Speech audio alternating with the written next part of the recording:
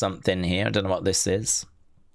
So, WWE superstar Seth Rollins is reportedly set to be sidelined for some time, and no, it is not a work this time. It was noted on Monday that Rollins allegedly injured his shoulder during the Crown Jewel match. WWE quickly turned Bron Breakker, Bronson, and Paul Heyman on Rollins, giving credence to the rumors of an injury. In a new update from Dave Meltzer of Wrestling Observer, it appears that Rollins is indeed set to miss a few months of action at a minimum. Meltzer reported on Tuesday that Rollins is at this point expected to undergo shoulder surgery soon, and that the injury is legitimate. Many speculated on the nature of the incident after Rollins faked a knee injury over the summer, leading to the dramatic Money in the Bank cash-in at SummerSlam to win the WWE World Heavyweight Championship. 2025 was shaping up to be a career year for Seth, who slowly turned heel at the beginning of the year.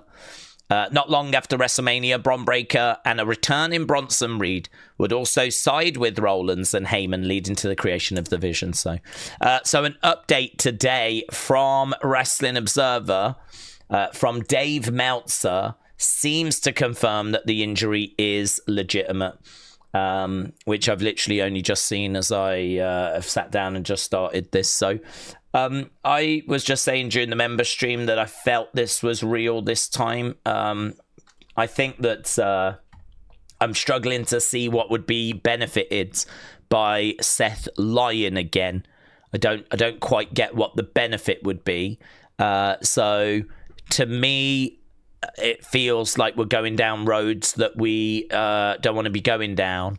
Plus also Seth Rollins has been pulled from the upcoming Japanese tour, so those people that wanted to see Seth on that Japanese tour, they're not going to now.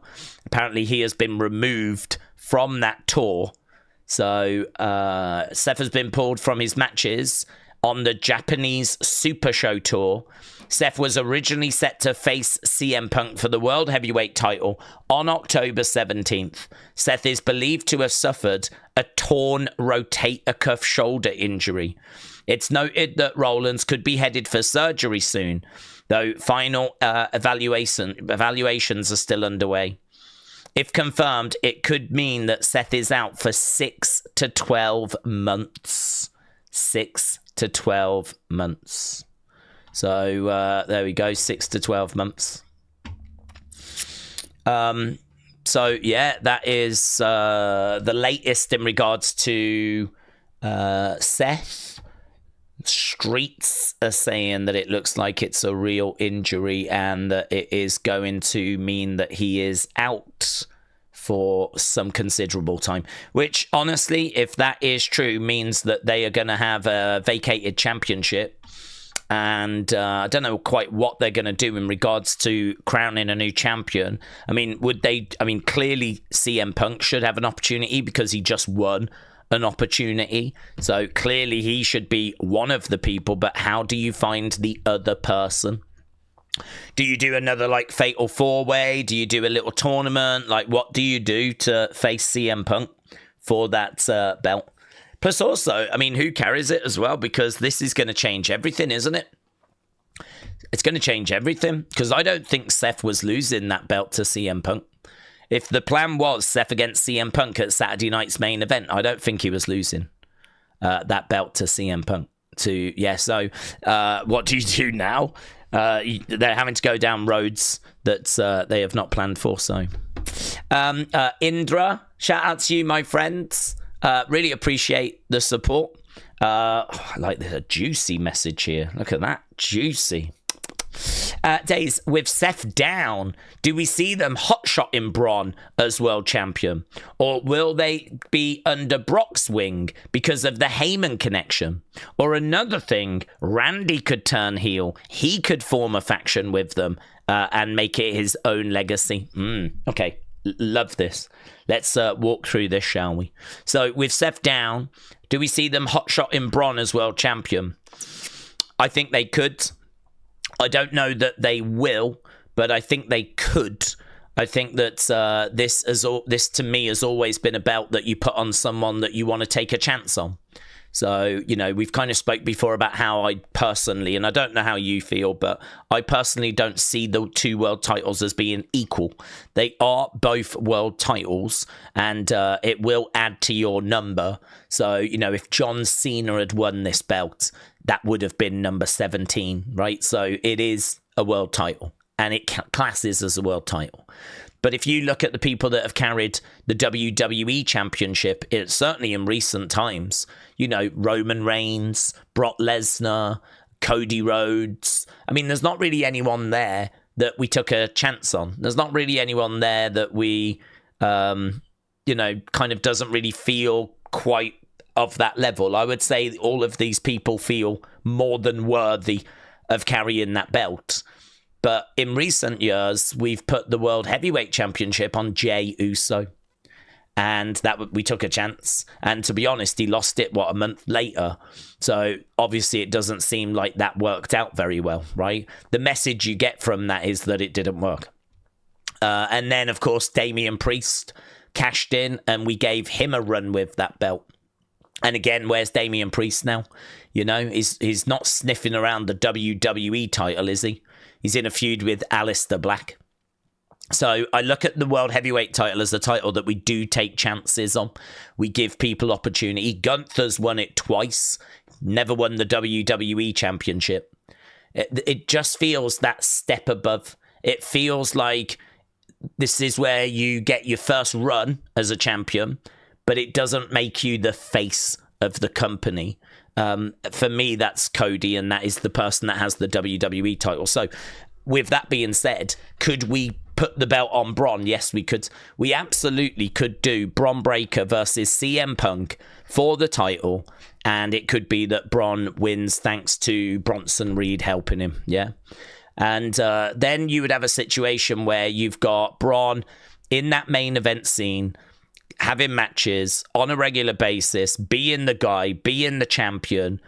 I mean, we sort of did that with Gunther, where Gunther was someone that we pulled the trigger on. Gunther was someone that we put the world title on. And Gunther is someone that, I don't know how you feel about Gunther's star power. I don't feel like it's that strong. I don't feel like his star power, I mean, he certainly doesn't strike me as someone that is selling merch or really getting spoken about on the same level as a CM Punk or a Seth Rollins or a Roman Reigns. Gunther is credible. Gunther is perfectly acceptable as a world champion. Very believable. And I think these are a lot of the same qualities that Bron Breakker brings. I've never really had a problem with Bron Breakker getting to that World Heavyweight Championship. I mean, WWE have told us so many times they believe he's going to be a multiple-time WrestleMania main eventer. They've told us so many times that this is the future. They've put him with Paul Heyman. They aligned him with Seth Rollins. Their actions have sort of backed up their words. The only thing I'd say is he's probably taken a few too many L's for me. I don't think Braun and Bronson should have lost at SummerSlam, for example. And I think there was another match that he lost recently as well. Was it a street fight to Jey Uso, maybe? There's a couple of fights that he's took a few L's in, which I don't think he should have taken. Outside of that, those little results, right? They've backed it up. So could they? Yes, they could. Will they? There's no way of knowing. We don't know. I mean, at the moment, Seth is still the champ, and until they get it confirmed that he is out for months and months, then of course the belt will be vacated.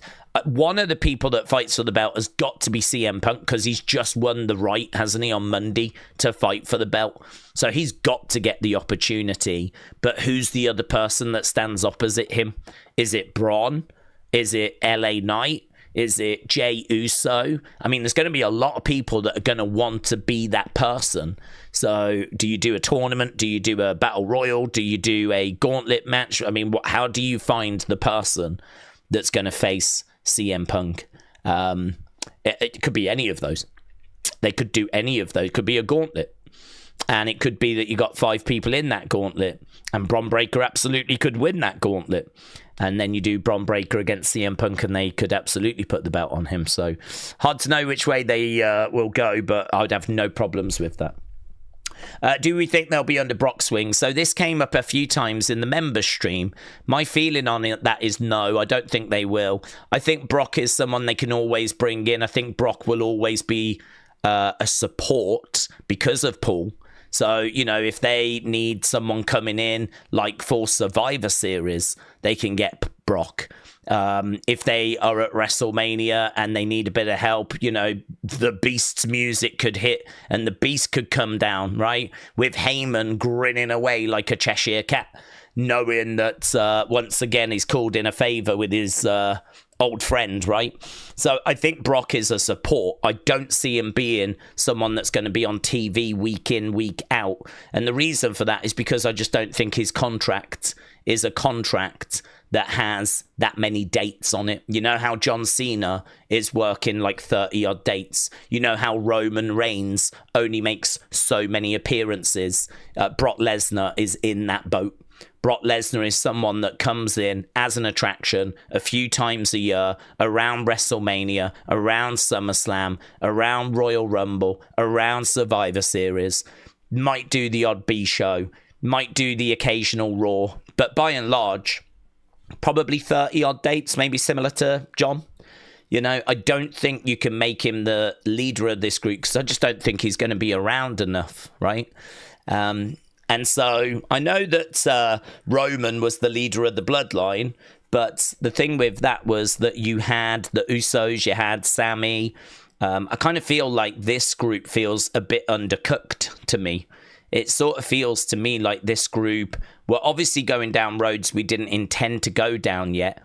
We was going to do this apparently, but not until next year after WrestleMania. And it might not have been immediately after WrestleMania. It might have been after SummerSlam, right? It could have been 10 months' time. So they're doing it now because they feel like they have to do it now. But it does feel soon. It does feel quick. And so it does feel like you probably do need to put someone else in this group. This group just being two people with Heyman, it does feel like they probably need something else in the group. Someone else in the group. But I don't think that person is Brock just because of the date. Plus also Brock would overshadow Bron. And I don't think you want him overshadowed. If Bron was with Brock, I think Brock gets the spotlight, doesn't he? I think you bring in someone that's going to work with these guys. I don't think you bring in a new leader. I think Bron Breakker has established himself as the leader. I think what you need is you probably need someone that's going to come in that can work with this group that, you know, won't get pushed around, but they're not necessarily going to be telling Bron Breakker, you've got to do this. They're just more going to be like, listen, this is what we need to do, right? That kind of thing, that kind of an approach, right? I mean, I think Kevin Owens would have been perfect. Kevin Owens coming into this group now would be perfect because he could come in, right? It would be a masterstroke because this would be Kevin turning heel. Kevin would, be talking to Bron. Bron can talk back to Kevin. He's not going to stand behind. This isn't the bloodline. It's not going to be, let's all acknowledge Kevin. But it's Kevin kind of giving Bron, the advice that he needs. And, they both kind of set their sights on, you go after the World Heavyweight title. I'm going to go after the WWE Championship, right? And Bronson's there. He can go after a mid-card title, or, they can get some tag titles or whatever it might be. But I think bringing in some experience would have been good. And then, of course, you got the different dynamics between the three. It gets Kevin Owens back on TV. Now, I know Kevin is injured, and I know it can't be Kevin. I don't need anyone telling me this, right? I am aware. But this is what I'm saying. That's the kind of person I would have brought in, where it's not a case of like acknowledging him. It's a case of working with him because, listen, I've been there. I've done it. I know the politics of this. I know how this works. I had many opportunities against Roman Reigns where, but I just couldn't get over that line because the numbers were always against Kevin Whereas if he was in this group, the numbers would be with Kevin. I'll help you get the World Heavyweight title. You help me get the WWE title. Do you know what I mean? A bit more Shield-esque rather than Bloodline-esque is maybe a way forwards. That would be going through my head right now. Without Kevin, you could maybe go Finn Balor, which I think would be very interesting. Might even set up like this group against Judgment Day, which could be quite interesting. I know that would be two heel groups going up against each other, so you'd have to do some shifting and pivoting if you wanted to do that. You don't have to do that. But, you know, these are the kind of conversations that I would be bringing if I was in a creative room. What do you do with Theory? Do you put Theory in this group? I don't think you do, because Theory has not been there. He's not done it. He doesn't have the experience. He can't give advice. What's he going to say? Here's how to not win a world title. You know, at least Kevin has been a world champion, right? Finn has been a world champion, even if it was only for 24 hours, right? But Austin Theory's been nowhere close. He's been nowhere, so he can't bring that. So what's he going to bring? He's just going to be a number. But, I mean, I don't think he really fits with Braun and Bronson. I just said on the member stream, I think Theory worked when he was protected by Seth. Because I think the dynamic would be that Theory would let the group down and lose. Braun and Bronson would want to destroy him, like, you're embarrassing us. And Seth would be like, no. I see something in this, kids. You got to believe he's going to come good. You got to trust in him. It's going to work. And Braun and Bronson would be like ready to murk him. But he's got that protection. With Seth not around, he's got no protection. And I don't know. I mean, I feel like it just changes the way that you would use Austin Theory. You can't have him losing all the time, because I don't see patience being a virtue that Bron Breakker possesses. If he's going to keep letting the group down, he's going to get murked. I mean, he's just, you know, Bron Breakker's just took out Seth Rollins. He's going to have no problem taking out Austin Theory. So Austin Theory coming into this group feels like it doesn't work anymore. Unless you put in a Finn Balor, and Finn Balor is the one that's going to be like, listen, this guy, I'm going to vouch for him. It's going to be okay. And then, like, you've got Bron Breakker frustrated, like, I like having you around, like, you know what it takes, you know, you're a good hand, but he can't keep letting us down. And that would be kind of interesting. That these are the kind of conversations that I want to see us having, you know. Backstage, bit of drama, bit of conflict, bit of internal issue for them to, like, you know, try and figure out. It's a shame that we had to pull the trigger so long with so quickly with the Seth one, because if this is the end, and it looks like it is, of Seth being in this group, it's a shame that we didn't get a chance to just, like, tease it a little bit more, just a few more weeks of frustration, where we could have been like, so much wrong with Bron, you know. He's not happy at the moment. Do you think he'll turn on Seth? We could have speculated on it a little bit. We could have got some really interesting segments, some little looks where you'd have people like, I think he is, you know. And I think you would have had all this interesting conversation. But, you know, listen, if this injury is real, and it seems like it is real, we just had to pull the trigger and do what we did. So that's why I don't think Brock, but he is going to be a support. Randy could turn heel and form a faction. So Randy, I think, is interesting. The only thing I would say is I don't think Braun has just done what he's done with Seth to now stand in the background of anyone. So Randy, I don't mind, but I do worry he might be a bit too big of a legend. You know, the thing with Kevin is he's been there, he's done it, but he's also failed. And so he feels like someone that Bron could see as being on his level. The thing with Finn is he's been there, he's done it, but he's also failed. So that feels like someone that's on Bron's level. But with Randy Orton, I mean, that's as big a legend as you're going to find.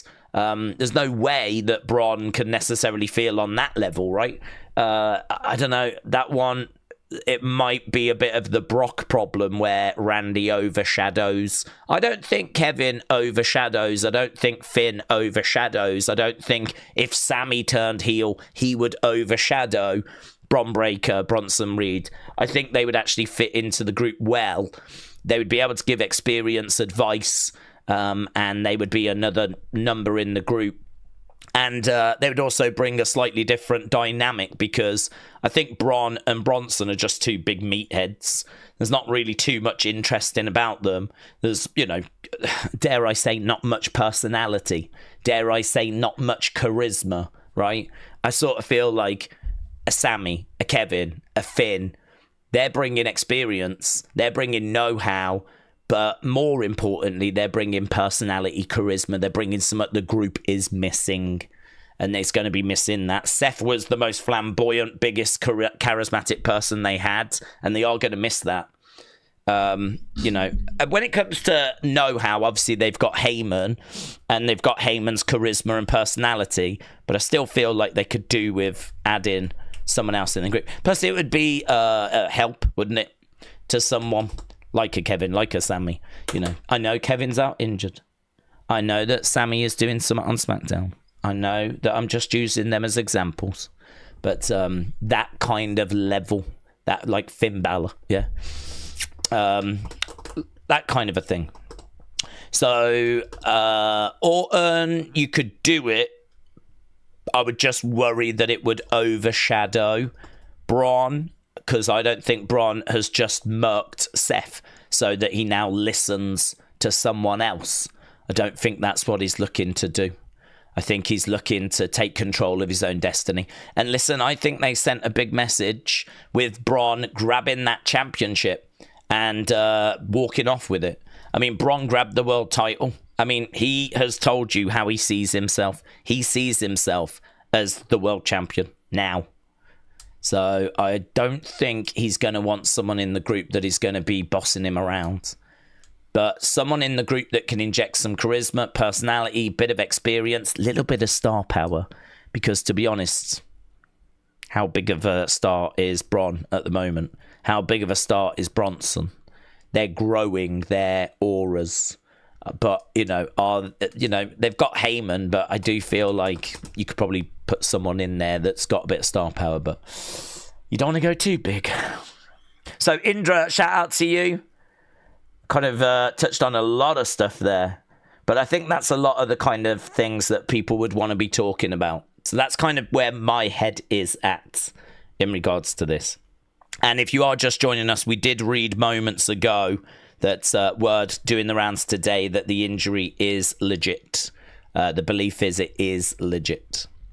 So, Teresa, shout out to you. Appreciate the support, my friend. Raymond, hello. Appreciate the support, my friends. Welcome. Oh, wow. Butters. I haven't seen Butters in ages. Butterstotch. Let me go over. Subscribe. Butterstotch, shout out to you, buds. Appreciate it. Daze, chat, long time. Yeah, it feels like it's been a long time. Been always lurking in the background. I went to all 3 of the Perth shows, and it was a life-changing experience. I saw you on the big screen, pop big time. Travelled with Stephanie back to Melbourne. Butterscotch, shout out to you, my friends. Welcome. And lovely to see you. Lovely to have you around. I bet it was a hell of an experience. I mean, the thing to remember is Australia don't get WWE that often, right? I don't even know if they get them every year. I mean, correct me if I'm wrong. I don't think they do. I'm trying to think if we've actually been to Australia every year. I know we did Elimination Chamber last year, but I mean, did we go the year before? Maybe we did a house show thing, live event thing. Don't know. But like going to Australia feels different, and it feels like a big deal. And actually going there and doing Raw, SmackDown, PLE, this is, if you're a WWE fan in Australia, I mean, I'd imagine this is flipping, you feel like you're just, Christmas. So, I bet it was special. I bet it was flipping expensive, but I bet it was special.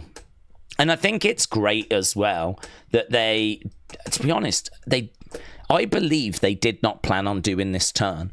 I believe that what we got was not expected, right? I believe that they brought it forwards, but I think that they brought it forward, and I think it's brilliant for Australia that they had this moment, because I think that this is the kind of thing that you need to do. Certainly if you're going somewhere that you don't go on a regular basis, or you don't give them Raws and SmackDowns on a regular basis, go there and give them moments. I mean, think about what they saw. I mean, they have seen that amazing John Cena AJ Styles match, which is one of the best matches of the year. And, they've seen the breakup of the Vision, which is one of the most dramatic moments, and done so well because no one saw it coming. I didn't see it come in. I think we all knew the split was going to happen eventually, but last night, actually on that show, truly shocking. And what a moment. So to say that you was there and you got to see that, amazing. So Butterscotch, shout out to you, my friends. I bet it was very, very special. Hannah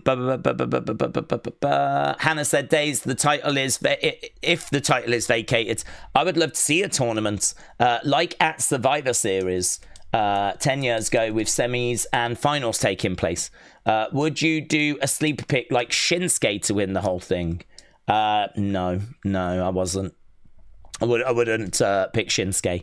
I like Shinsuke a lot, but I think he's way too cold. I think that, there's a lot of options on the table that make a bit more sense. I think Braun makes more sense. I think Braun is someone that they are trying to build, and they're trying to make worthy of being a world champion. And I don't know, man. I mean, you look at how quickly we move with Tiffany, how quickly we move with Stephanie, and getting them to world titles. And I sort of feel like in regards to this title, it's, you don't have to be the biggest star. For me, we can take a chance on people. And I think we took a bit of a chance with Gunther. That was his first world title. I think it worked fine. We took a chance with Damien. I don't think that worked as well. We took a chance with Jay. I don't think that worked as well. But the fans wanted him to win the belt at Mania. So putting the belt on him wasn't the problem. But I think once he had it, I don't think... Well, I can't say it didn't work because he didn't really have it that long. So, but I just think there's always been reservations around his solo singles matches. And actually, it was interesting with watching Unreal, where they were saying there was concerns about him blowing up after his entrance. He'd yeet and get in the ring and he'd be shattered, couldn't get his breath. And, it's a problem when you've got lines and dialogue that you need to deliver. And, you can't even get it out because you just can't catch your breath. That was interesting, actually seeing that made it in Unreal as being a concern. So, clearly there were concerns around Jay being a world champion. And you've only got to look at the evidence that they took the title off him, was it 30-odd days later? That he ends up losing it, dropping it back. So, or 60 days, it was a month or two, wasn't it? So I think in regards to, do we take a chance and do we pull the trigger on Braun? Do it. Do it. What are you going to lose? What is there to lose? I mean, you do it, doesn't quite work. Have Punk win it from him. And you haven't, ruined Braun because now he's not a future world champ. He's an actual world champ that you can just continue working with and getting him back to that level. I don't think that's a problem. I mean, for me, do it. Pull the trigger. Make him the world champ. So I would definitely have Braun Breaker ahead of, say, someone like Shinsuke. I would definitely have CM Punk ahead of Shinsuke because we are going to have a bit of a star power problem if we've lost Seth, because Seth's a big name. And so now we're struggling a bit with star power. So, if you put the belt on CM Punk, then at least CM Punk's champion, and that means that you've got a big name as champion to be the face of Raw.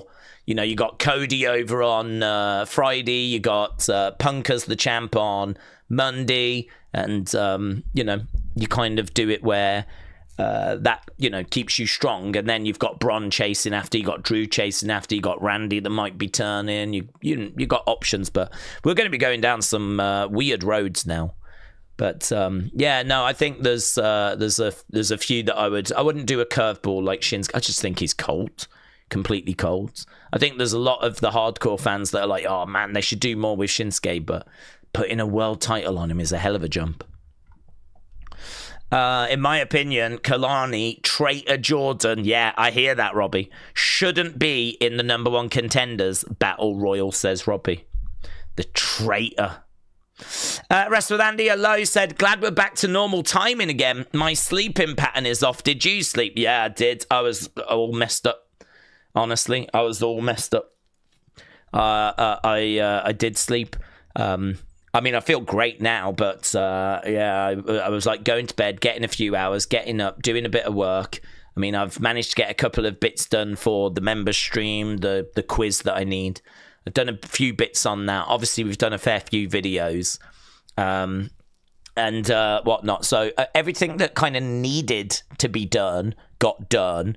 But like all those little bits behind the scenes that I need to do just to, you know, keep the wheels turning.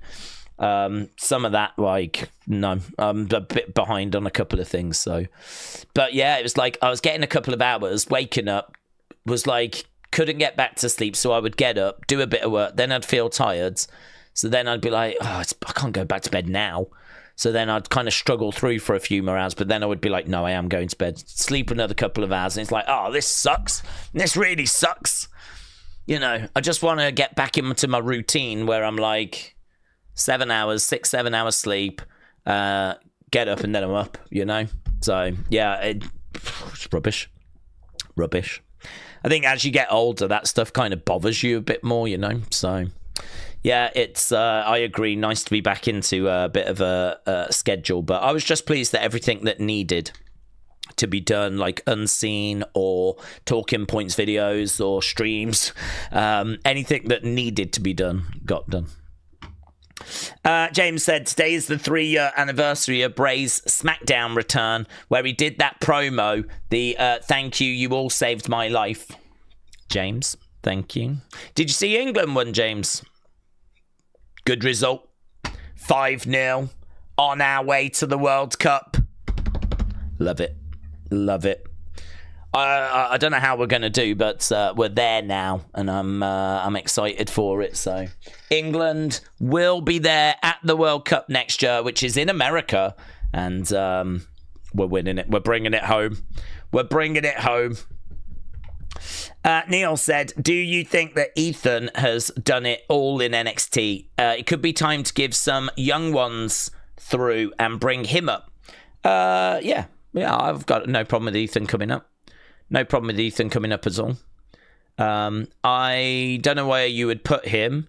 Again, when Seth was in the Vision, Ethan could have been someone that was in that group. I think I see Braun and Bronson as no nonsense. They're no nonsense. Do you know what I mean? Like, you either win and celebrate, lose, and there's going to be consequences. Like, it's just no nonsense. And I don't see them necessarily taking to Ethan. I suppose you could bring Ethan into that group as like with Heyman vouching for him. And maybe Heyman could be maybe you could do that with Theory in retrospect. Maybe Theory could join that group and it's Heyman that's vouching for Theory. So Braun and Bronson are frustrated, but Heyman's like, no, trust me. This is going to work. It does feel like that group needs... I mean, even with Seth, it felt like they were missing a man.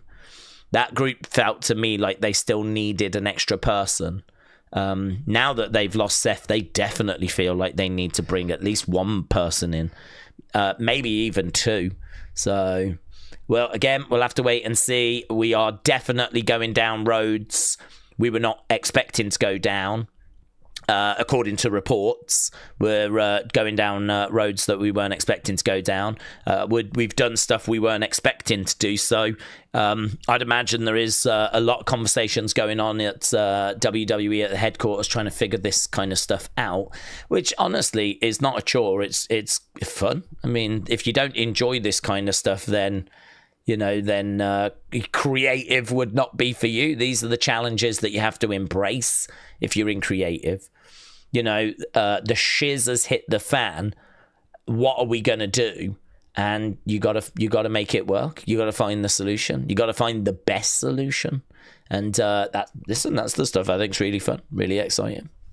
What they're going to choose, though, I mean, we don't know, do we? But no, I think Ethan can definitely come up. Definitely. Of course, I watched it, says James. Yeah, 5-0. Great result. Calvin said, did you see Oba joining Bron and Bronson at War Games with Seth out? They could go back to the Theory Waller feuds.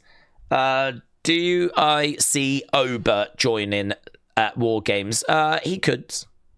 He could be like a Seth replacement for War Games. The only thing I'd say is that if they are going to bring someone else into this group as like a permanent member, then I would imagine that'll be the person that replaces Seth at War Games. And I don't know that this group needs Oba, because I think you've got to look at what the group is lacking.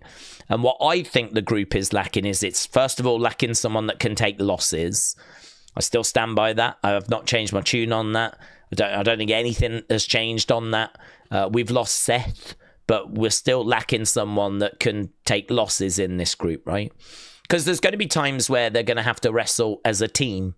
There's going to be times where they're going to have to take on the Usos, or they're going to have to take on Roman and Punk or whatever, right? You're going to need someone in this group that can take the loss if they're going to lose. And it can't be Braun.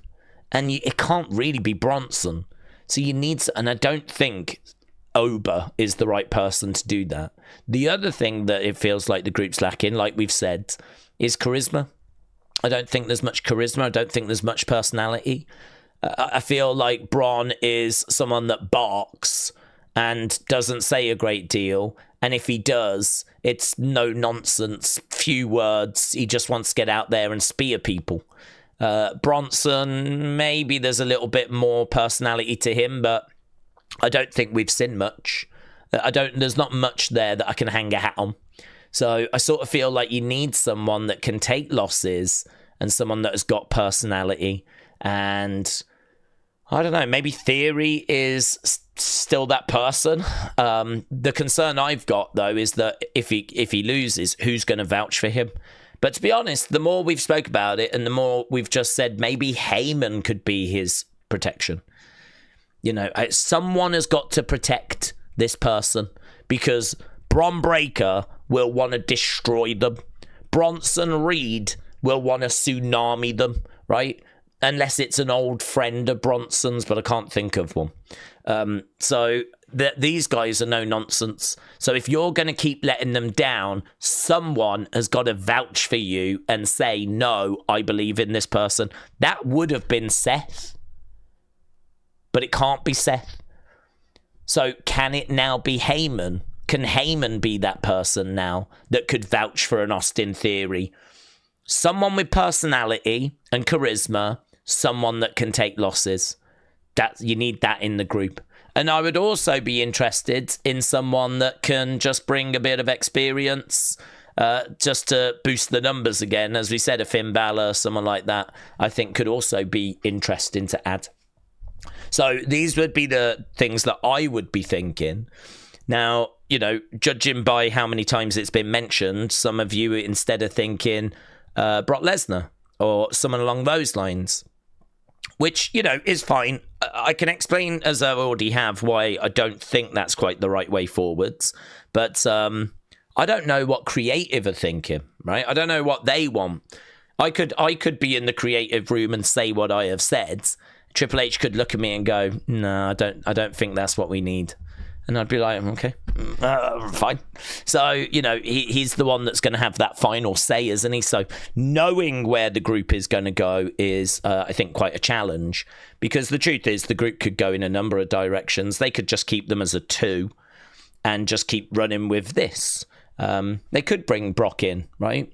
They could bring in Austin Theory. They could find someone that's struggling. I mean, if Carrion was around... there's a few thoughts that Carrion could have joined this group. Whether that would have worked, I would have my doubts, because, again, I don't think he's bringing what the group needs.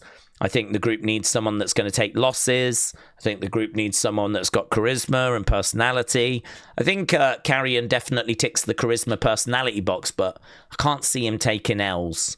I don't think that's the right way to use him. So, these are the kind of things that I'm thinking. I don't know that Oba is that person either. SmackDown rating was catastrophic. The old methods had it at 1.1, and the new data is at 800,000 on US. That is only 200,000 off of NXT Showdown. Wow. So, I mean, that was a tape show, though, wasn't it? So that is a bit of an exception. That was a show that aired in Australia and then got played later in the day.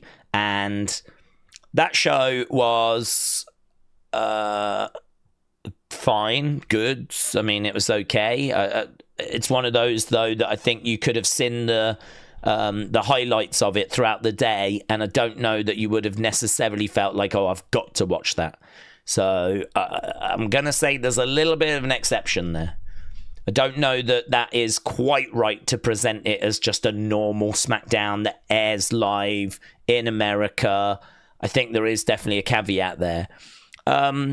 This is still bad, of course, because you're going under 1 million, but I suppose we had to expect that that was going to happen because it's been about 1.1, hasn't it?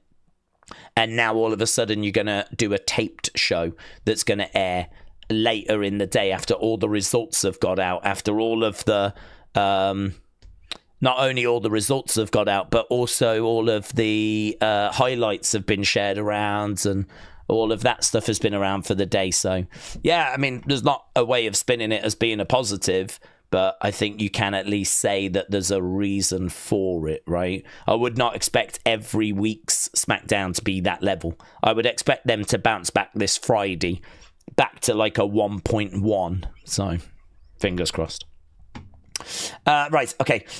Foxy Light said, even though we're going down a road that we're not initially planned for, I think being forced to think differently can bring out some more interesting ideas that you might not have thought of before. Completely agree. Yeah, I think that's a really good point. I completely agree.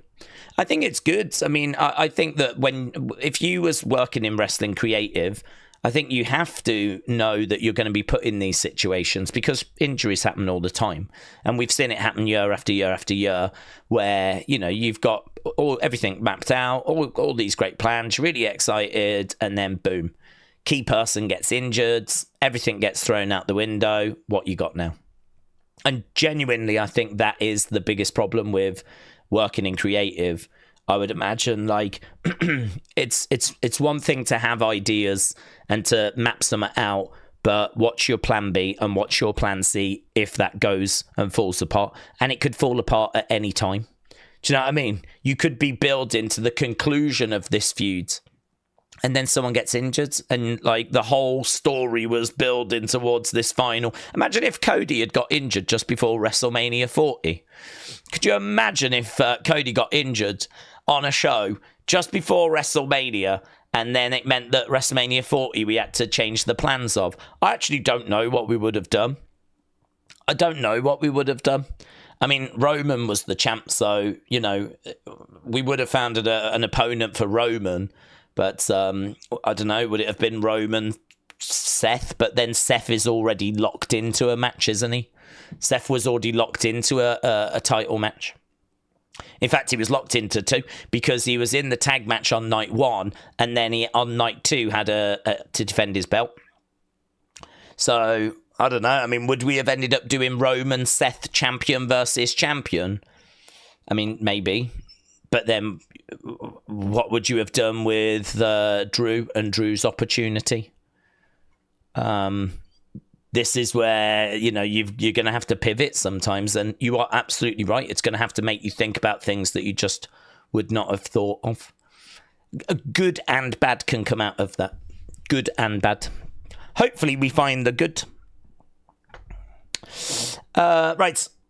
But WrestleLandy said, Daze, call me crazy, but what about if Cody went heel and led the Vision?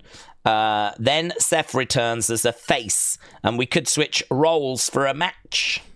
Well, not personally the direction I would go.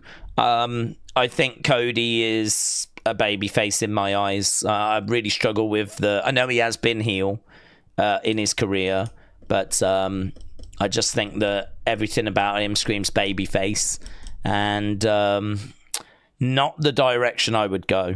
But yeah, listen, if you wanted to give it a go, give it a go.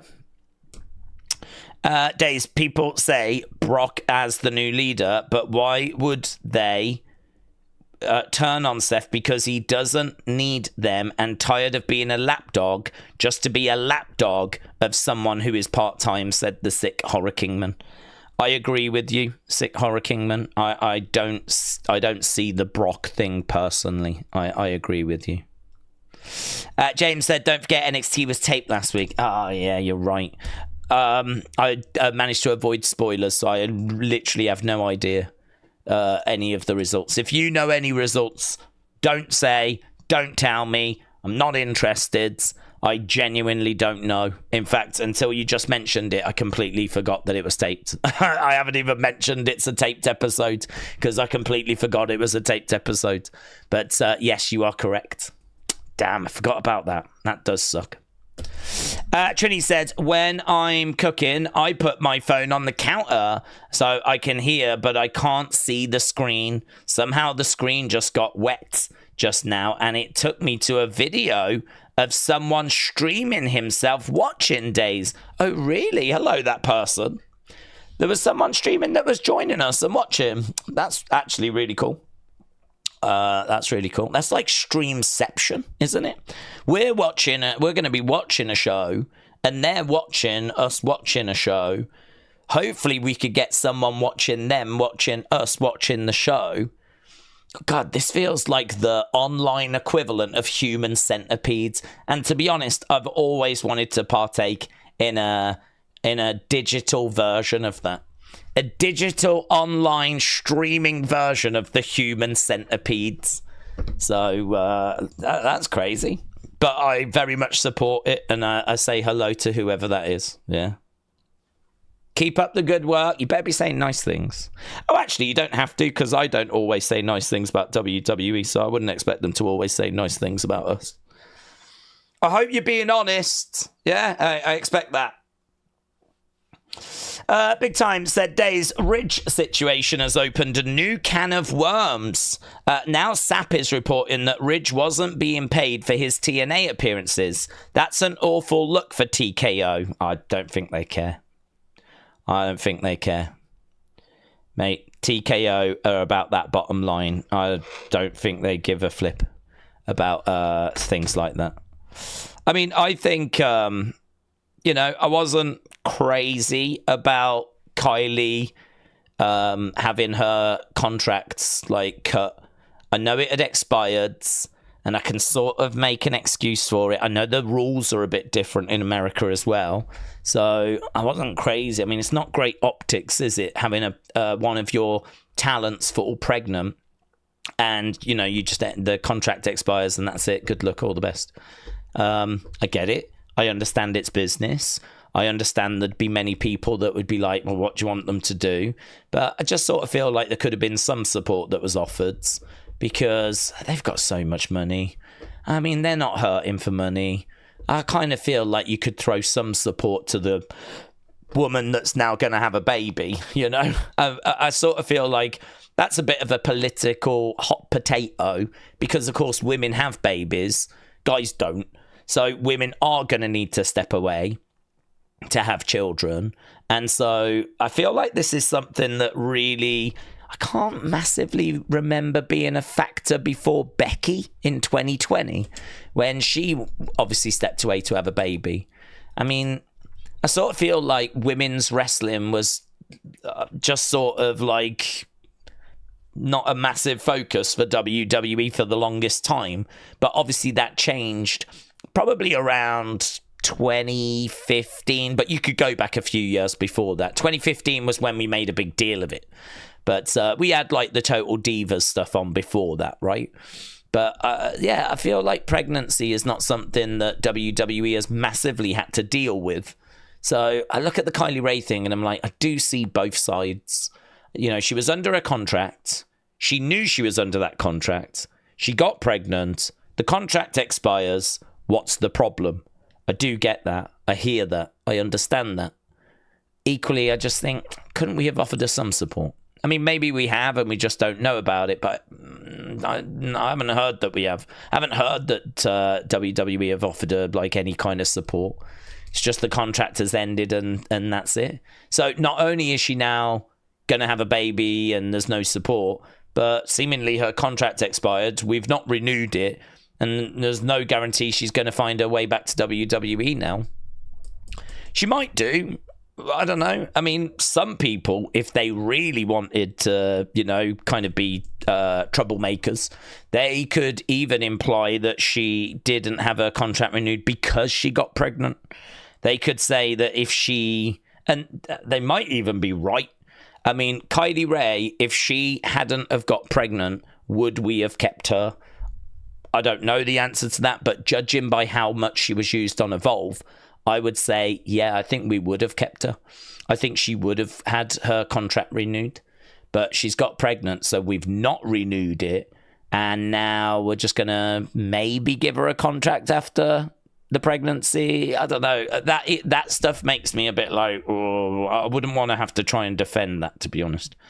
If there was an AEW fan that wanted to kind of have a go at WWE and they were going to use that, like that would be one I'd be like, I don't really fancy having that debate.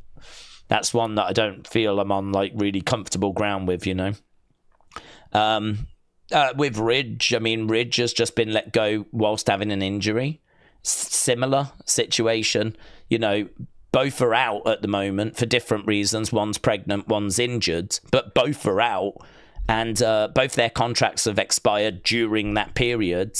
And it just seems like it's TKO that their strategy is, well, you know, if you're no good to us, we're not going to renew. We don't have to. This is business. And there we go. So, yeah, I mean, TKO, I don't think they're too worried about those optics. And they are definitely all about that bottom line. So, yeah, I mean, shock. You know, the stuff TKO do that we don't massively agree with. There's a long list of that. Big Time said, the grand picture of 2025 has just not been good PR. If you compare it to 2024, we're really seeing the ugly corporate sides. Yep, I agree. I mean, I do understand it's a business as well, though. I mean, I'm not naive to the point where it's like, dude, grow a pair. It's a business, yeah? Money makes the world go round. It's a dog-eat-dog world. It's cutthroat. The wrestlers know that when they get into it. You could have someone that's got that opinion and has got that attitudes. And again, it's a hard one to argue. I would struggle with that as well, because I think there is some truth to that. I think that the business world is savage, brutal, you know, heartless. There's lots of things that go on in the business world where people are just like, you know, trying to get one over someone. It's dog eat dog. It's ugly. You know, at the end of the day, TKO sit in a boardroom. They look at how much money is coming in, how much money is going out. They want that number to be as big as possible. They want that number to be as small as possible. And the decisions they make are motivated by that first and foremost. And that's it. I mean, it really is that heartless. It really is that simple. And I think as fans, I don't know that we could necessarily expect it to be anything different to that when pretty much all the businesses operate that way. You know, it would be nice if it was sunshine and lollipops and all that kind of stuff, but the business world just isn't that way. So I do understand that as well. So it does make it difficult because part of me feels uncomfortable with these things, but part of me understands that this is how business operates. And so you kind of find yourself in the middle where it's like, yeah, I get it. I get it. Whichever side of the fence you're on, I understand. Chris said, evening. I got my amazing girlfriend to start listening to the shows. We're listening now, and so can you give a big shout out to Jasmine? Oh, absolutely. Jasmine, shout out to you. Hope you're well. These are pretty dull, these shows, to be honest. If you've really got to like your wrestling. You've really got to be interested in the ins and the outs of what's going on in WWE. I think if you are, hopefully they're not dull. We kind of chuck people's thoughts, theories around, see kind of where the community's at. And I think the community is a really good snapshot of the wider fan base. I mean, I think we've got people that come with lots of different ages. We've got, obviously, men, women. I think there's kids. I think there's older people as well. I mean, I think we've got lots of real mixed bag, actually. And I think that brings lots of different perspectives. We've got people from all over the world as well. So that brings different perspectives. So I think it's interesting, but you've really got to be into WWE. I think that we are guilty of going quite deep, and we do go into quite a bit of detail, I think. I do think that, actually. I kind of pride that we do that. Do you know what I mean? It's not like I can never be accused of just giving quick answers. No one's ever going to accuse me of that, right? I mean, if I was a wrestler, we all know my name would be the Waffler. So it's going to be, I don't know how much Jasmine is into wrestling, right? I don't know much about young ladies. All I know is that she's probably into Taylor Swift, right? And that's fine. Yeah, that's fine. But there won't be much conversation about Taylor Swift, right? That's all I'm just going to say, right? I don't want Jasmine hoping that we're going to get round to that, right? I don't have much to say. I know the latest album got mixed reviews. I thought Rolling Stone coming out giving it 10 out of 10 as quick as they did was very questionable. Very questionable, right? I think the single sounds okay. I haven't heard it personally, but I saw a short where there was a Swiftie and a non-Swiftie listening to it. So I managed to hear parts of it, and I was like, that's all right, actually. That sounds okay. But I have heard there is a track that's all about her boyfriend's penis. I have not heard that. I don't want to hear that. Right. It's called Wood. Thank you. James said, only two I'm really peeved about are Stevie Turner and Wesley. Stevie's release makes no sense, said Jim. Stevie sucks in the ring, said Sick Horror Kingman. Wow, we haven't seen her in ages, had we? Do you remember when Stevie had that gimmick of being a streamer? I actually thought that was really fun. Like, she was being like doing watch-alongs. Like, she was like being a Twitch kind of streamer. She was like, hey guys. When she first started, I might be making this up. When they first brought her into NXT, that's what she was doing. She was like being this streamer. I was like, that's so fun. That's interesting. There's so much you could do with that. Like, imagine if, like, you went back and she did a vignette and she was talking to her audience and they were giving her feedback on the latest match, and she could actually answer the questions that her live chat were asking, but those questions are obviously questions that the fans really would be wondering, you know? Like, I don't know, let's say that she had Blair Davenport at ringside. Blair Davenport tried to give her some brass knucks and Stevie didn't use them. So, you know, and she loses the match. You know, then it could be that next time you see her, she's backstage doing her live stream. People are like, why didn't you use the brass knucks? You should have used the brass knucks. And she's like, you know, Johnny V says, why didn't you use the brass knucks? Guys, come on, you know me. You know that I don't want to go there and do those kind of things. So she's kind of doing an interview in a very interesting way. She's answering not questions from someone that stood there like Mega Morant, like Kathy Kelly, but she's doing it in a live stream point of view. I was like, that's kind of good. I like that. That's clever. But I don't know. They abandoned it. They must have felt like it didn't work, but I didn't think they explored it enough. I don't think they did enough with it. And I didn't understand her ring gear because she would come out wearing these thin little glasses, wearing all, like, she had this kind of, like, silver sort of, like, she would stand on the turnbuckle. It all felt a bit Matrix, and I don't know. It was as if, like, she thought she was part of a computer or something. And I was like, I don't get this. I feel like the person that I see doing the streaming thing backstage, that does not really carry over into her presentation and everything in the ring. Like, do you know what I mean? I don't get it. I don't understand. I don't think they've kind of got the presentation quite right. So, actually, I can't remember what she was like in the ring. It's been ages since I've seen her actually wrestle. I don't remember her being horrific. I don't remember her matches necessarily standing out either, though. But, yeah, I don't know. I thought she'd got an injury, and so they were using her as a GM as a result. But she actually put a message out the other day saying, I can't believe I'm going to get to wrestle again. So it's like, hang on, so you could have wrestled this whole time, but they just had you standing around to being a PM, Prime Minister. Like, why did they do that? Why did they do that? Why did they put her in that role if she could be a wrestler again? I don't know. So WWE, NXT even, they do make some decisions where you're like, I don't get that. I don't understand. Like, surely it's someone that has, like, out injured for, like, 12 months. You know, like the Riz.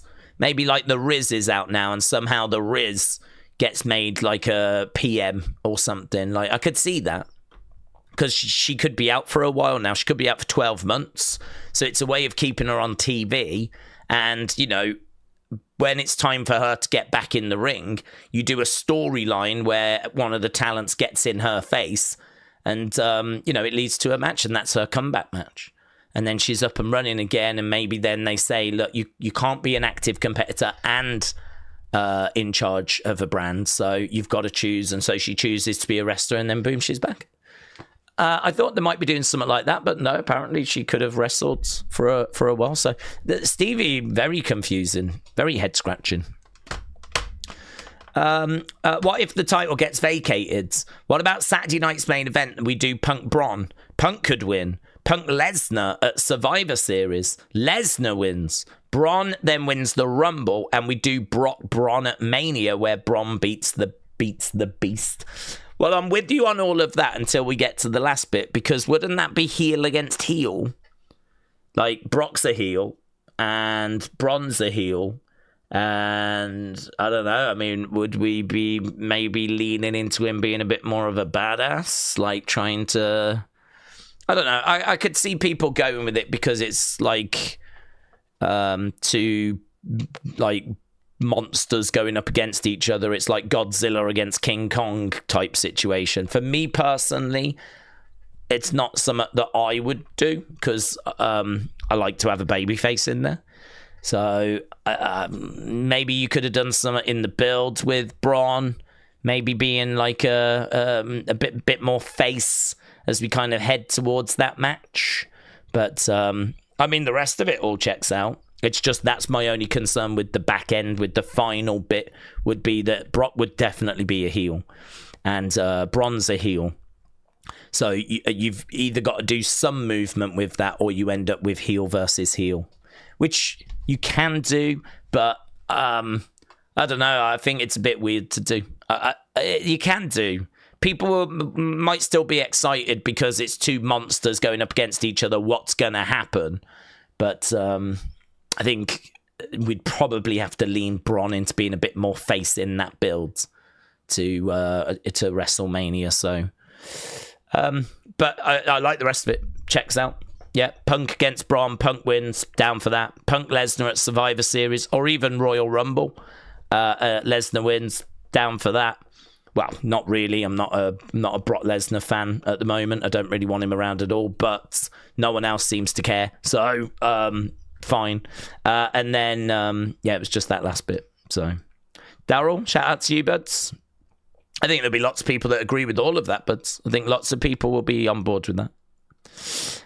Big Time said, Daze, if you're a big name in a prominent spot, you're eating goods. But for others, you're just a number on a piece of paper. Every day, every week, and month is like a survival where one of your peers goes down. Yeah, I think you're right. I think you've got to view your time in WWE could end at any point. And I think you've got to view that whatever you can get is, good. I mean, whatever, you're going to get crumbs. I think you are a number. You are just a small cog in a massive, giant machine. The thing is, though, if you play the game right and you keep your nose clean and, when opportunity comes along, you take it, you can stay injury-free, keep moving forward, keep progressing. As you've said, there is a good chance that you will get to a point where you will be a regular on the main roster and, earning really, really good money and being on TV all the time and, kind of living that dream. But, I mean, you've got to be like, exceptional on the mic. You've got to have an exceptional look. You've got to have a real connection with the crowds. There's lots of things that you need to have in order to kind of go to that next level. I sort of feel like you've done well, really well, if you can be Sammy or Finn Balor, right? If you can be someone that's got to the main roster and has been there for like 10 years and, you've been fairly injury-free and you get used on a regular basis and you're a known name that's going to be in the Rumble, probably going to be at WrestleMania. Sammy probably more than Finn at the moment, but I'd imagine Finn will be at Mania in a match across the 2 days. So, you've done so well to get to that level, but both of those have struggled to get to the next level above. Like you've just got to have everything. All your ducks have got to be in order, and they've got to see it in you as well, haven't they? So like all of that has got to be in your favor. It's hard, and until you can get to that point. Yes, you are a number on a piece of paper. You are someone that is fighting for TV time and fighting for every scrap you can get. And I don't think it's bad to look at it that way. I don't think it's bad to look at it that way. I don't think that is a bad way to look at it. I think that you've got to have that hunger. You got to have that fight. You got to have that desire. And, listen, we see some good, promising talents leave. Like, I'm thinking Jasmine Nix, for example. So, like, Jasmine, she had potential. I don't know how far she would have got. But if she identified that she didn't have the fight, the hunger, the determination, I don't hold it against her walking away. I don't hold it against her. That's her choice. That's her right. I know some are a bit frustrated that we spent all that time investing in her only for her to walk away. I can understand that frustration because that's time that could have been spent with someone else instead. But maybe she didn't realize until recently that this just wasn't working. I think she would have stayed if the money had been better. But to me, you can't be thinking that way. To me, you've got to be thinking about the potential down the road of what you could be getting, I don't think, and plus also what they're getting paid now is really not bad. I know that she might have some opportunities that she feels are more lucrative. I mean, obviously, people live very different lives, but I mean, I'd be thrilled to be flipping the NXT contract personally. But, if she's got other offers on the table that are more lucrative, then, well, she's living in a different world, isn't she? So she might feel like that isn't best for her. So whatever, her choice. But I think you've got to have that hunger. You've got to have that passion. You've got to have that fight because, that's exactly what you're in for. You are battling for TV time.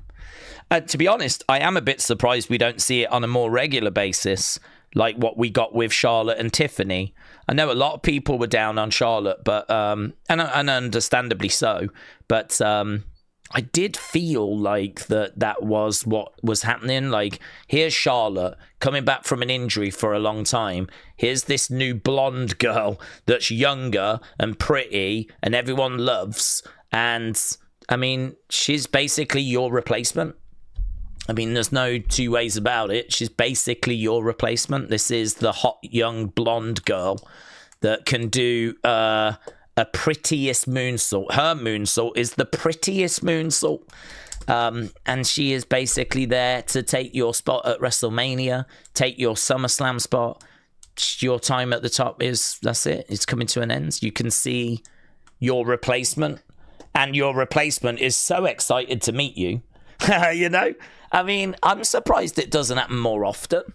I'm surprised that there's not more kind of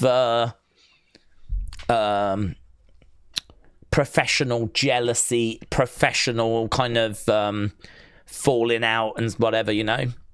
We might be shocked to find out that there's quite a bit that goes on. It's just that we never, hear of it.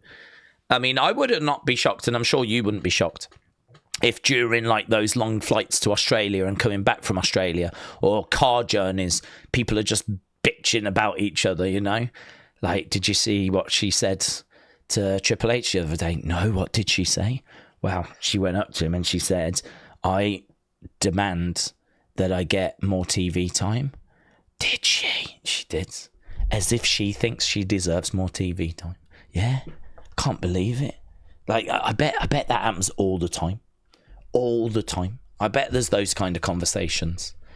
I mean, what we see is the media where they're all arms around each other. This is the greatest locker room in the world. But there's got to be that sort of battle of getting the TV time, you know? There's got to be that battle of that's my spot. You're not going to take that. You're not taking that food off my table. That's my spot, right? There's just got to be. So, yeah, I think that it is a lot more. I think there's a lot more that goes on than we know. I think there's a lot more that's, it's probably just always there. It's kind of like low-level noise. It's nothing serious. There's no big fights in the back or anything. I'm not saying they're throwing punches, right?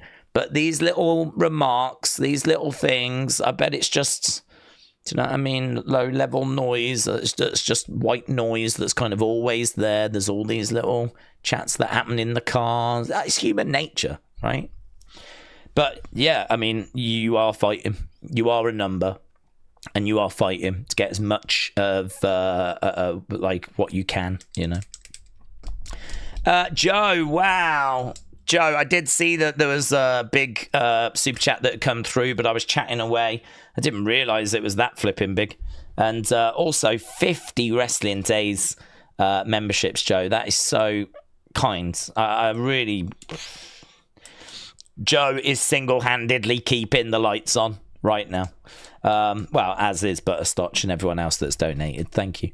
But Joe, I really appreciate it. Let's see what Joe wants to say. Joe says, hey, buds, I just wanted to share my support, and I just wanted to tell you how great the community is. I had a fairly significant moment on Sunday. I won 80 grand just messing around on betting on the NFL. No flipping way, mate. Jesus. It was an unreal feeling. 80 grand just messing around on the NFL. Dude. But I wanted to stress how great you and the community are. So cheer. Wow, Joe, thank you so much. And many, many congratulations on your big win. I mean, that is incredible. I don't think I've ever heard of anyone winning something on that magnitude. 80 grand on the NFL. What did you actually put down, Joe? I'm guessing, was it an accumulator where you had to get so many results correct? Because that is incredible. I really appreciate it. I know that obviously you've just come into some good fortune, but that did not mean that you needed to show any love in the channel's direction. So Joe's a really good person, a real good egg. I've had a few chats with Joe in various different places, and just really appreciate it. I think it's great with the community because we always talk a lot about the community and about how it's like a really good place to be and there's really good people, and you're going to hear that everywhere in all the different channels, and there's loads of millions of communities, right? But I think what's really encouraging is that, I mean, I really see it. They aren't just words. I really see it. You go in the Discord and you can see people just asking how each other is, chatting away. I mean, we always, like, before I always start the stream, there's always people in the chat. Hey, how's your day been? Checking in on each other. Just chit-chatting away, you know, before the stream has even started. There's people in the chat doing that. You go in the Discord, there's people there doing that. You go on the members side. I mean, we do a monthly Hall of Fame thing, and you wouldn't believe the messages that people put when they're nominating. I mean, very rarely is it just a name. I always say to the members, give me a name. I just need a name. But the members don't really do that. It's always like such and such, because blah, blah, blah, blah, blah, blah. And they will give you I don't need the reason, but they want to share the reason as to why they're nominating the person they're nominating. You know, they were there for me. I was really down, and they reached out, and it made such a difference. And I literally am reading why one person in the community is so grateful for this other person in the community. And I read all these messages every month just for the Hall of Fame nominations, right? And even then, like, when the voting goes up, you see people in the comments like, oh, such and such should win. They're so fun on the streams and all this kind of stuff. So I completely agree with you. I see it in so many different places in regards to the community and what the community means to people and everything. And I'm very, very grateful for people kind of feeling that way, you know, very grateful. Because I think, you know, it's brilliant. That's, you know, beyond anything I thought that we would achieve. It actually, I didn't even know that we would be able to create a community like we have. I mean, before I was doing this, I was doing YouTube, but I was doing toy hunts. And the thing about that is they were obviously very successful videos, but I couldn't say that there was a community per se. There was people that I would see in the comment section, but they weren't really interacting with each other. So it takes a certain sort of, I don't know, a certain sort of streaming, I suppose. You need somewhere where people are going to hang out. It's kind of hard to hang out in a video comment section. So, yeah, it's something that really has kind of developed through the streams and has kind of grown organically over the past, like, 6-7 years.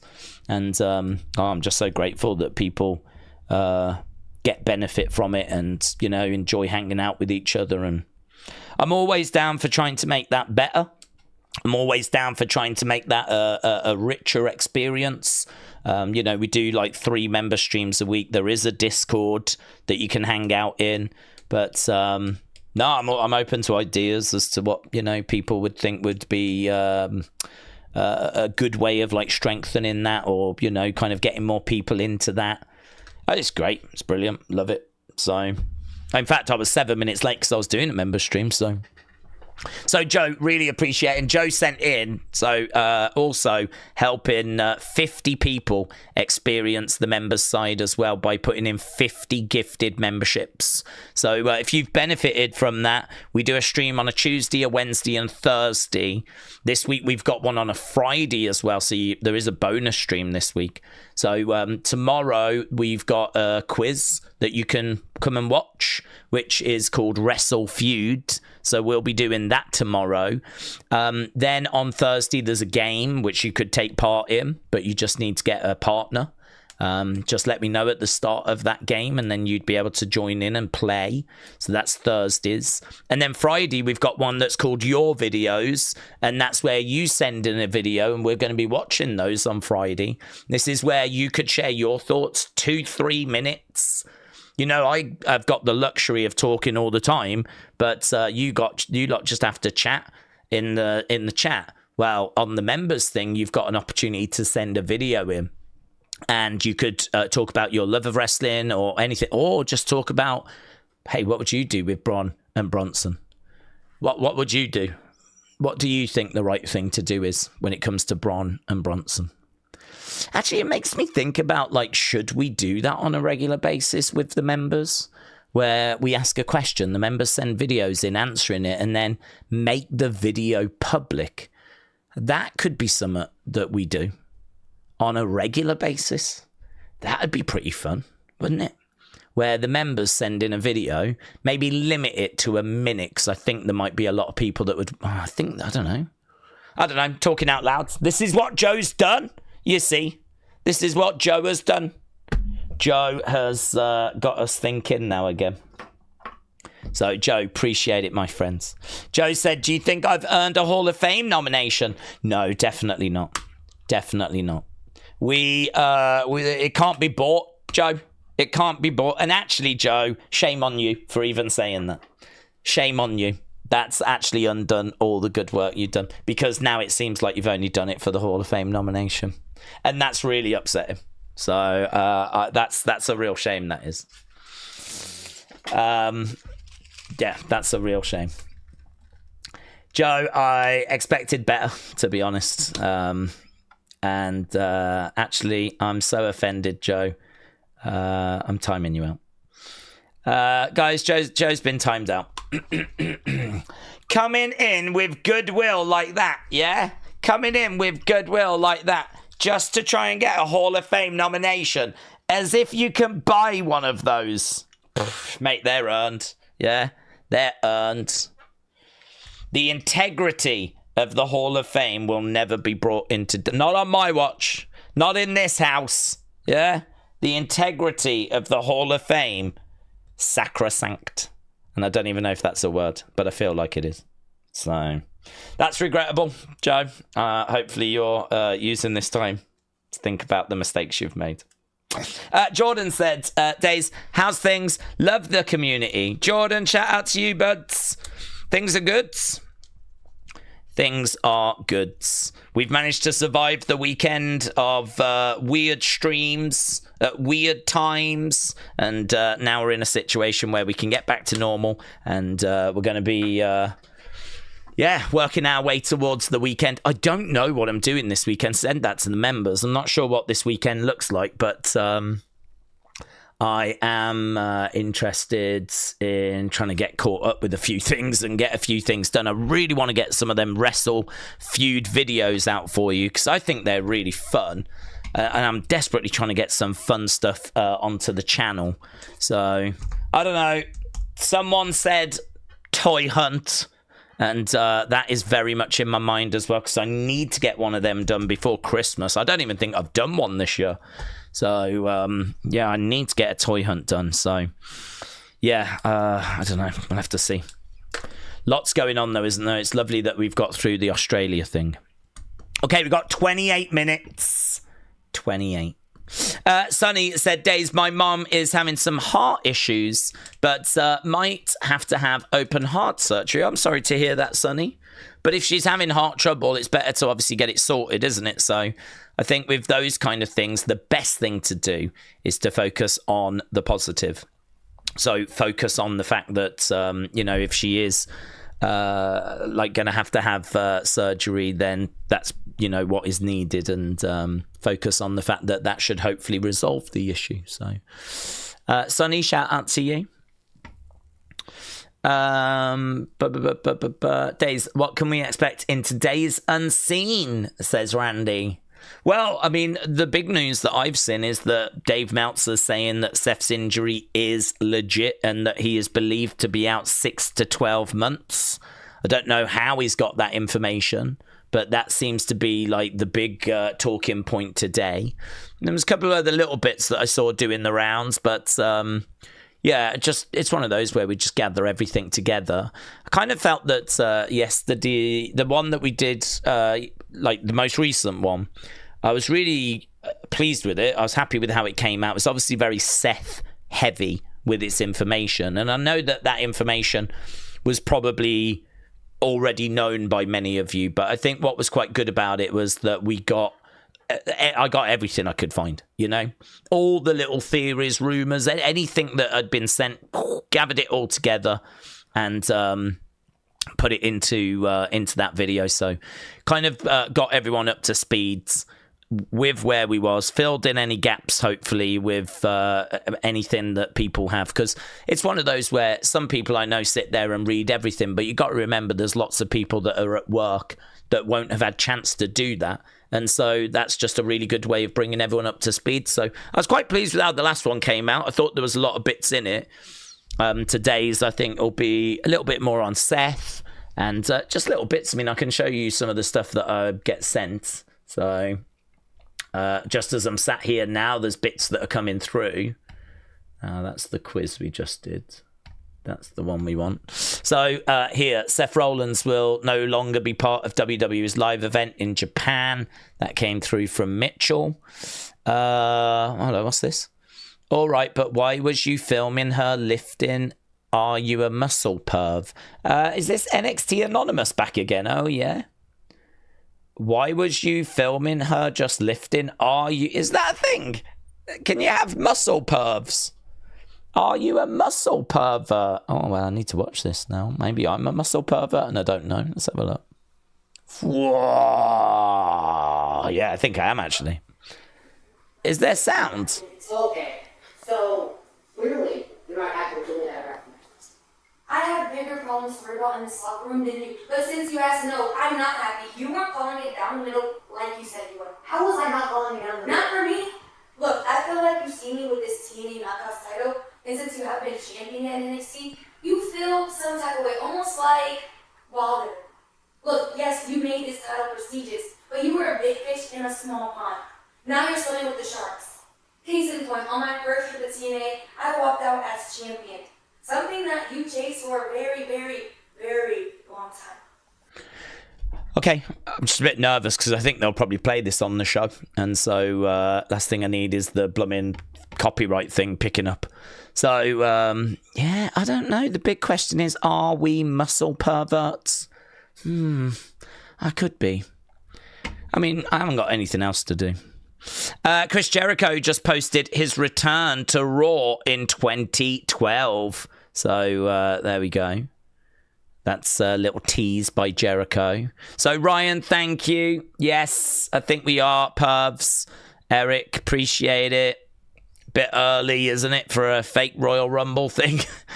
So, yeah, these are just some of the bits that I'm kind of being sent through. What's this? The Acknowledge Me doorbell is sending me with this. Okay, I've got to look at this now. What's this?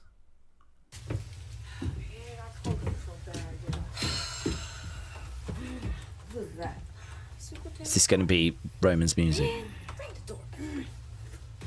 Acknowledge me!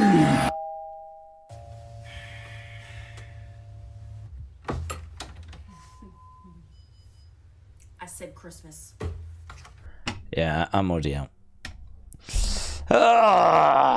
It's influencers or whatever, YouTubers being goons. I don't know. Let's go over here.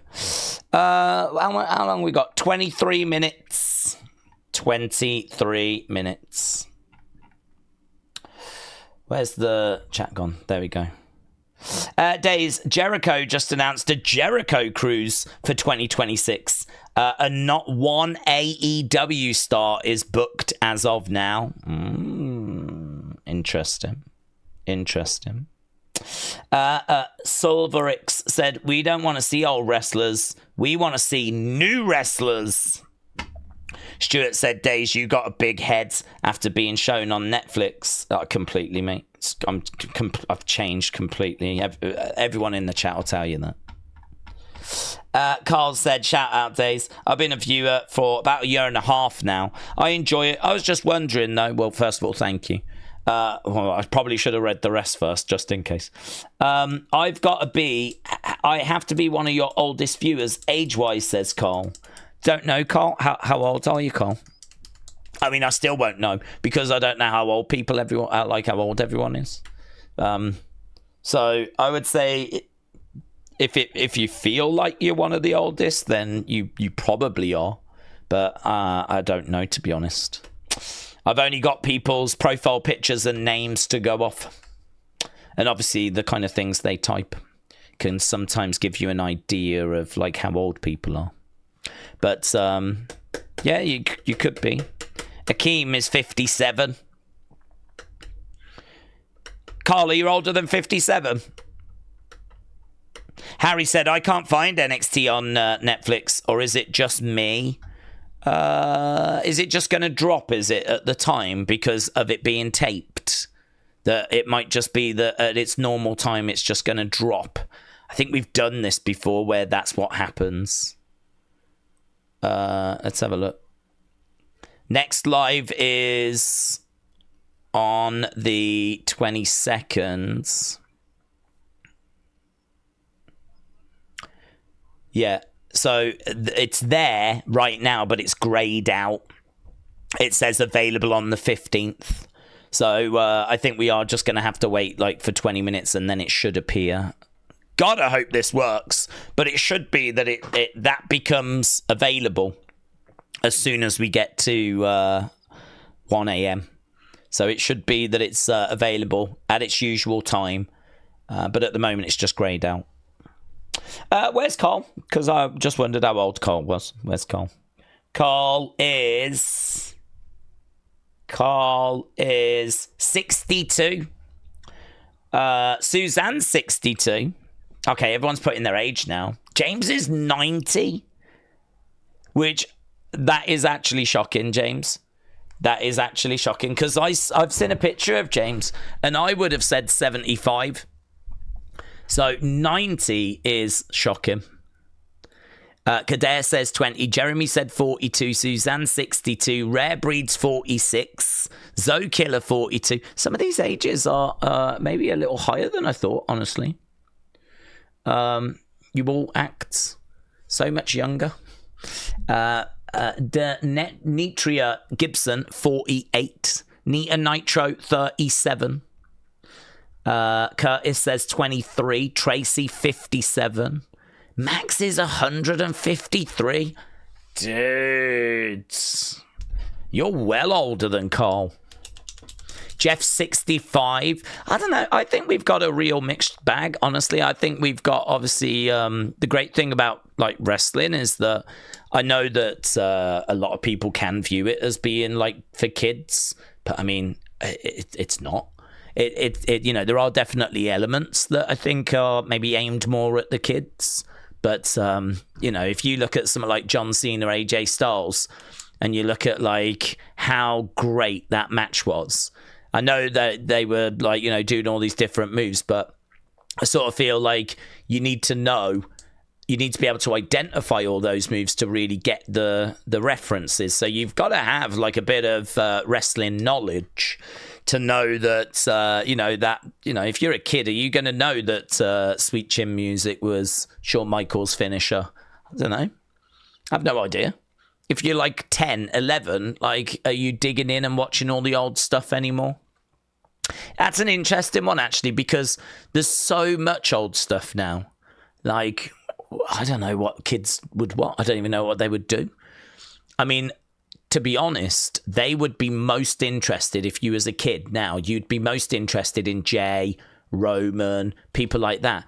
Well, you've got to spend so much time going back to the Shield and going back to even like 2012. I mean, imagine trying to catch up on everything that's happened since 2012. Imagine trying to catch up on the last 13 years of WWE. When I started watching wrestling, you would go back to WrestleMania 1 and you would catch up with the pay-per-views. But there hadn't been that many. I mean, 85, I think, was there one or two. I mean, you had the Wrestling Classic and you had the big event.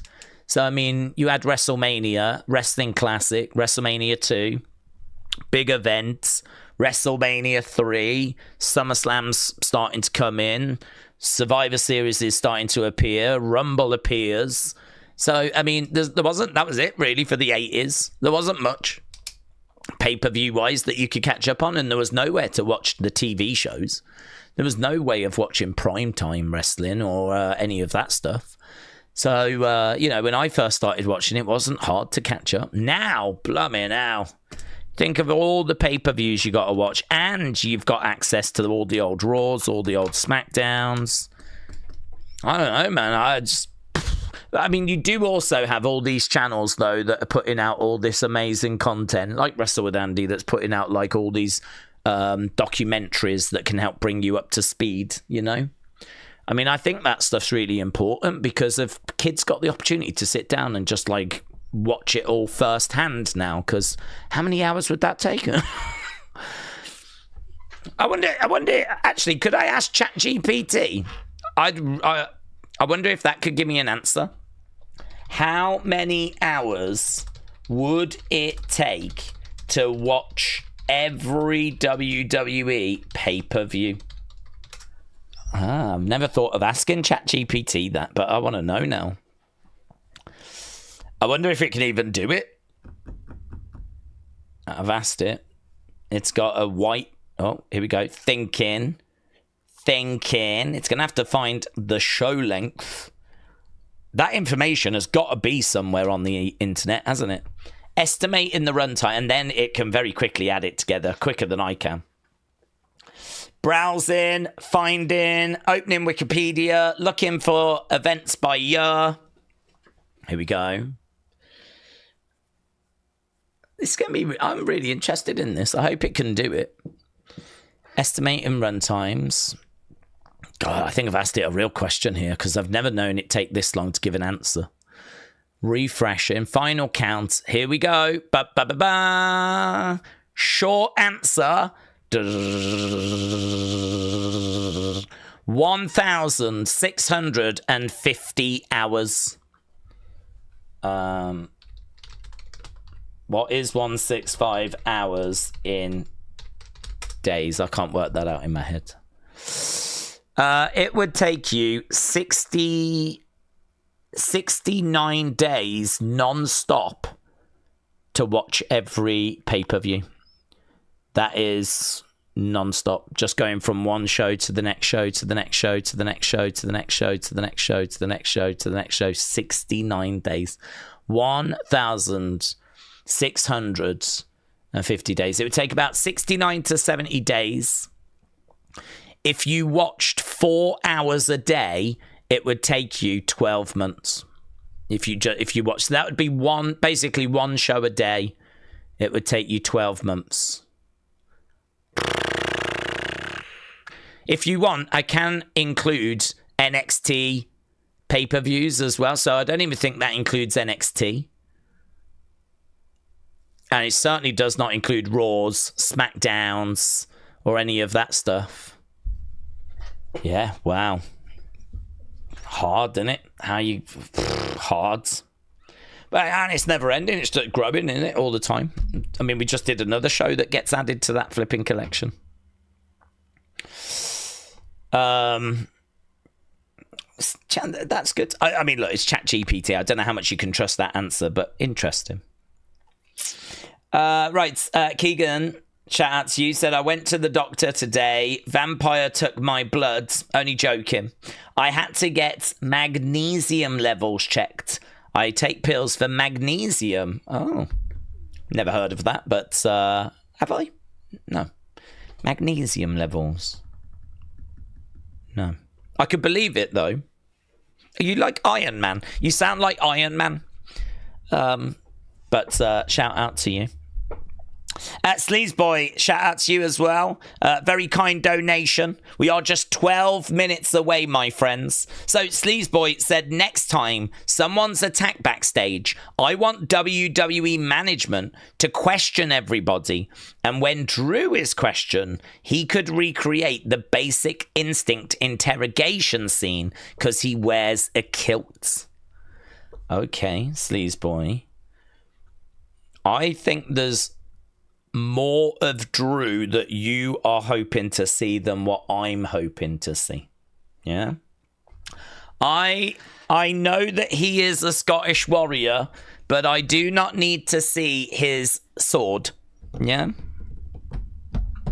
As impressive as it may be, it's not something that I am personally campaigning for, but I hope it happens for you.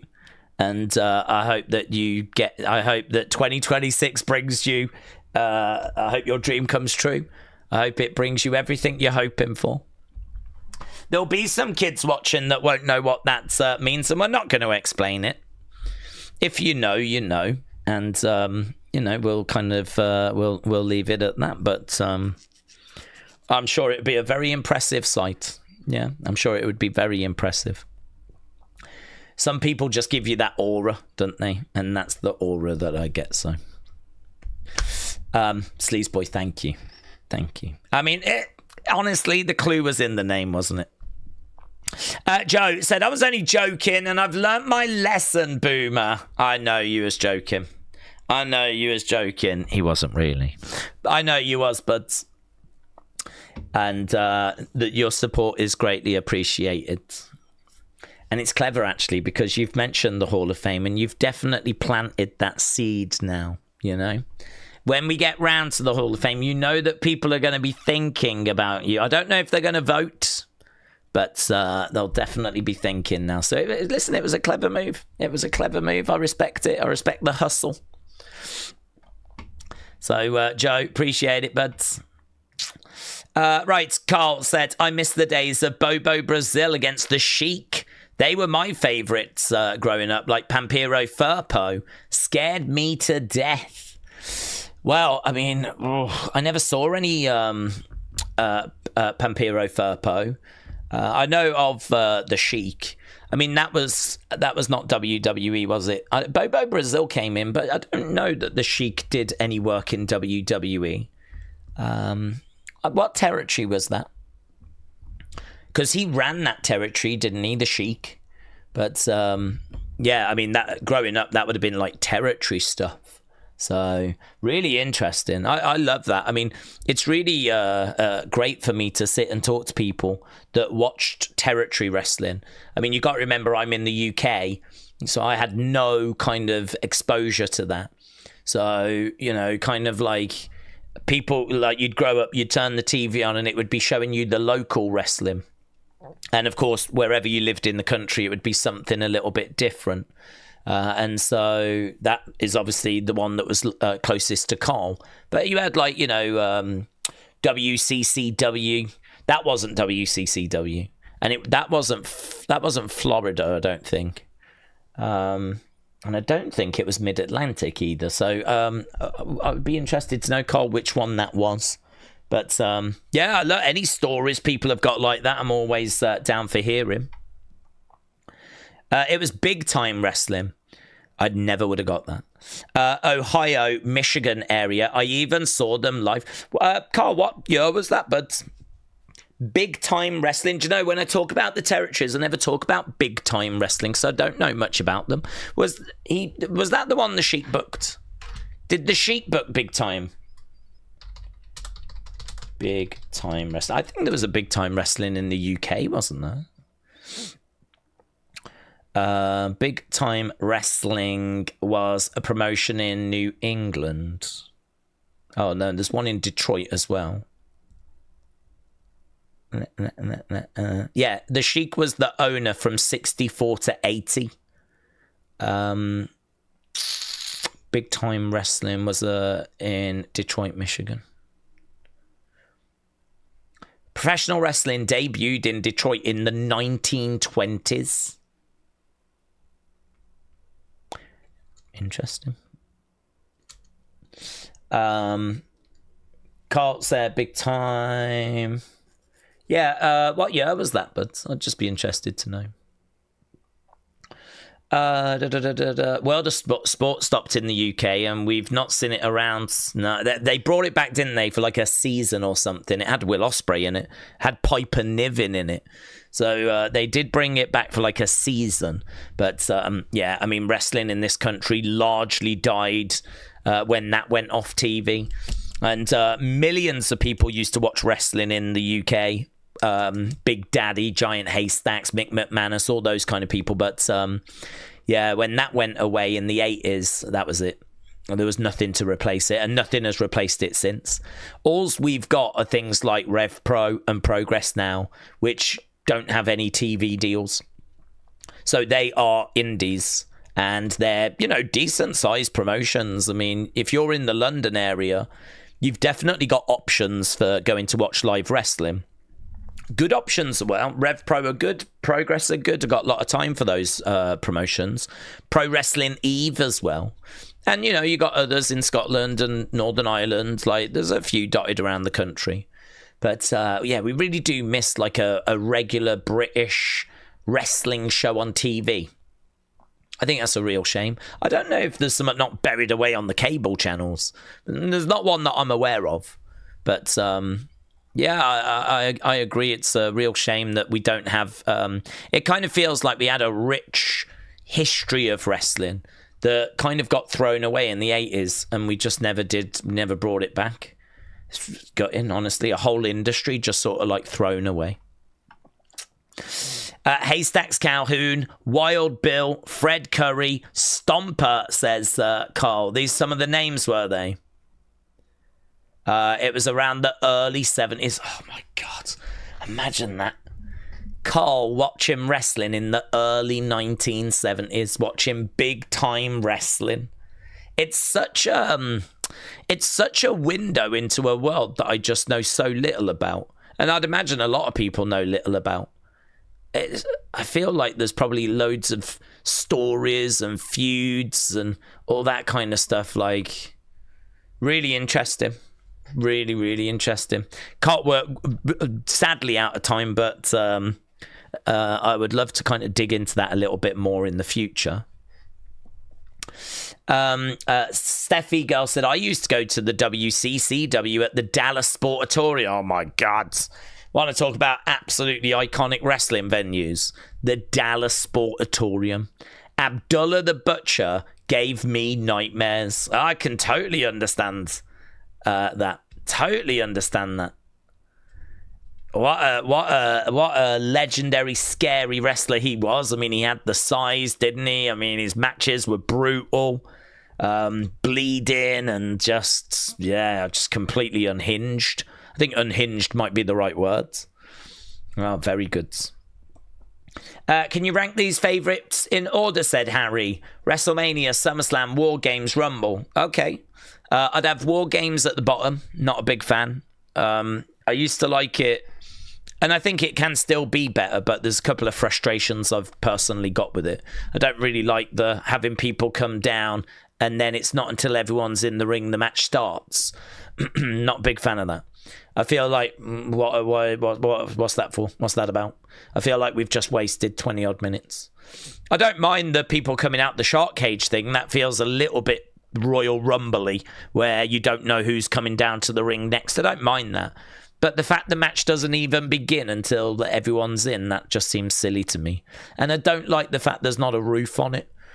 I like the roof being on it. I know that stops people jumping off, but I don't even know if people should jump off, because Big Bronson Reed jumped off and caused himself serious injury.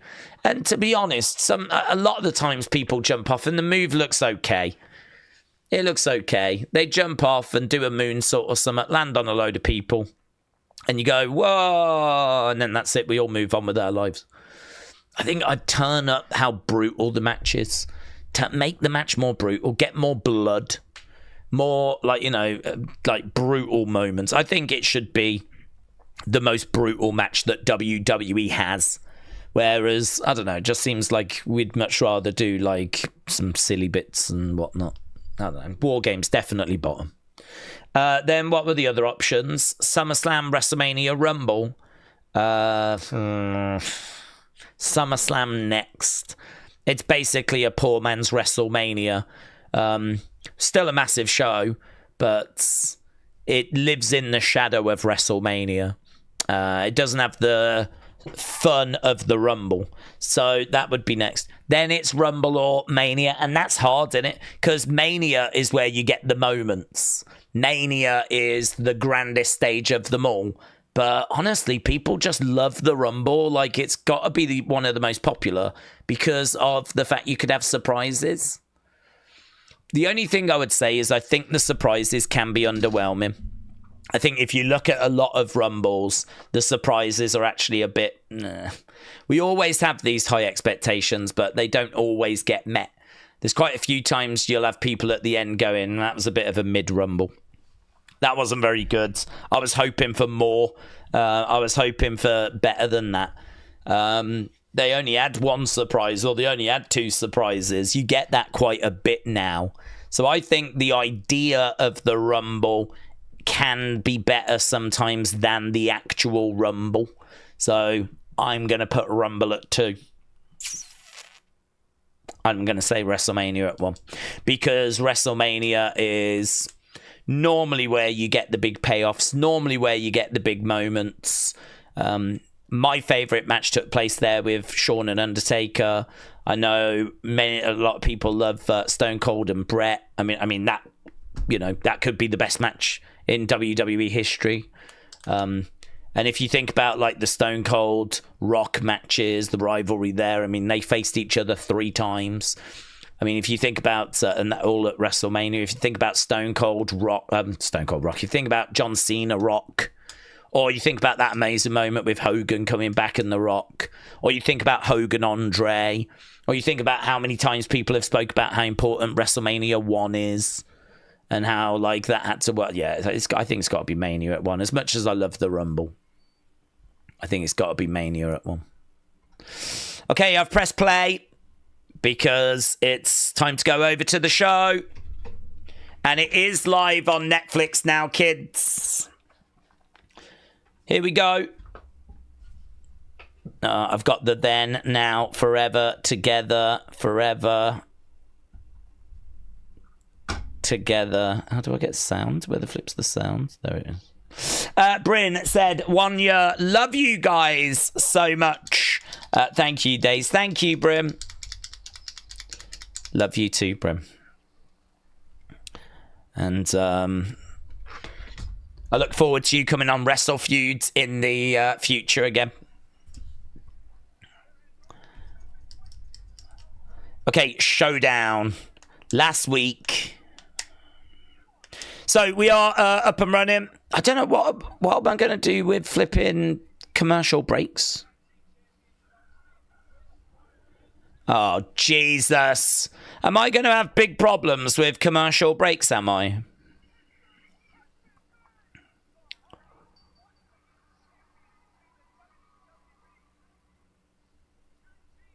Well, right now we're just looking back at, we'll just do the best we can. Oh, God, I forgot I was going to have to faff around with all of this. Alex said, I don't know if I'm willing to pause for every commercial break. I know. I forgot this was taped. An hour and 20 for NXT. Oh, God. Metal Mama said they announced today that they're coming to town in November. You know me, I don't watch NXT. I wish I enjoyed it more. What NXT are coming over, are they? I think it's worth going, honestly. I think you get to see the stars of tomorrow. If nothing else, you can see these people. And when they're on the main roster, you can say, I saw them with like 1,000 people there. Depends the cost on it. If the cost is so expensive that you're like, nah, it's not worth it, then maybe it's just not worth it. But I think that if you get chance to go, it's worth going, because you can always say, I saw these people.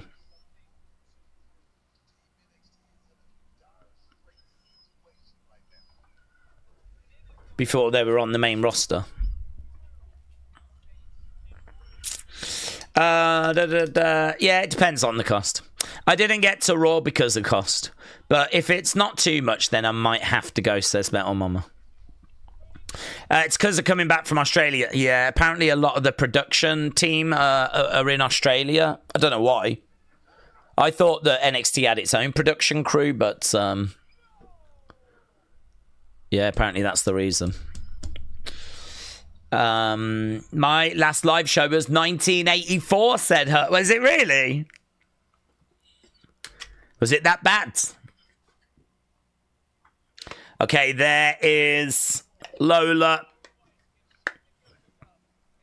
NXT Women's Championship #1 contenders Battle Royal. There is Jada. Dun, dun, dun, dun. Oh my God! There's Zaria with a quite a car. There's Sol Ruka.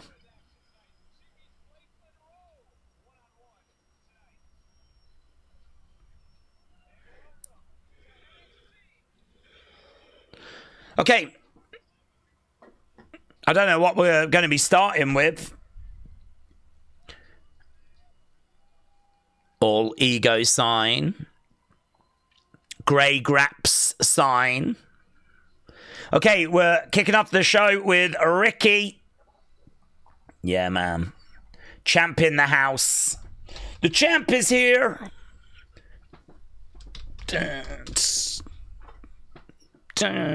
Let's go. If I go, the sign I'm going to make is for the community, says Metal Mama. Well, Metal Mama, shout out to you. If you go, just have a great time. That's what the community will want.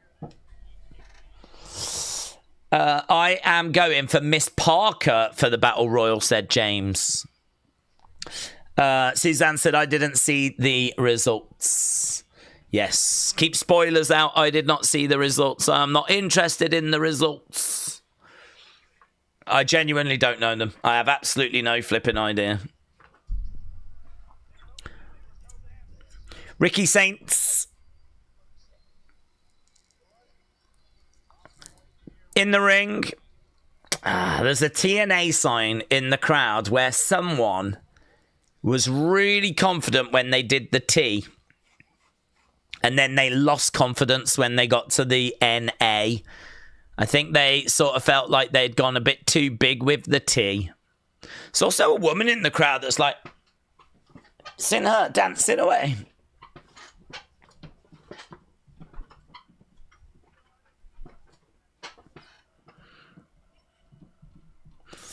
Oh, look, he's got some marks on his head. What's happened?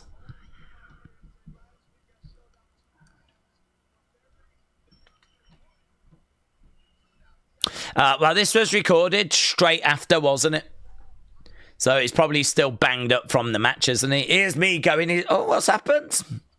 Well, they've literally just done Showdown. That's what's happened.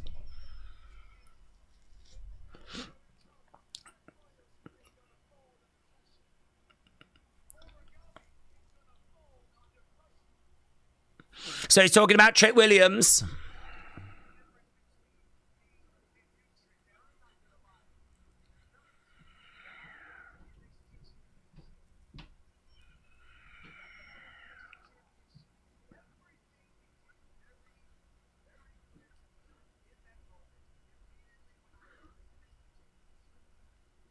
What became clear?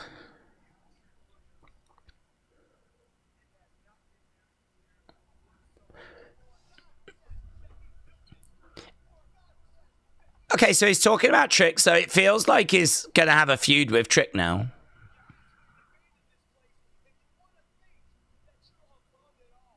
You want to think that you're above it all. You're stupid. You're crazy.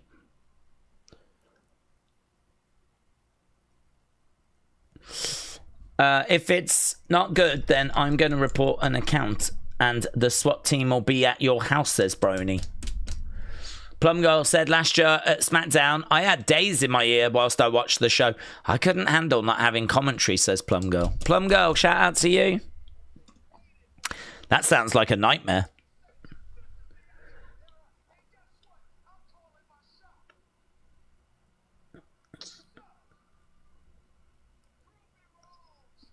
Prove me wrong, Tricky.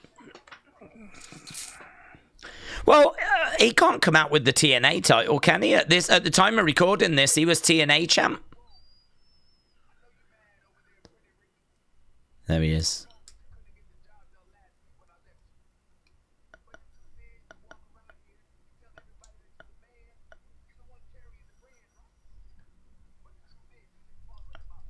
He hasn't got that TNA title.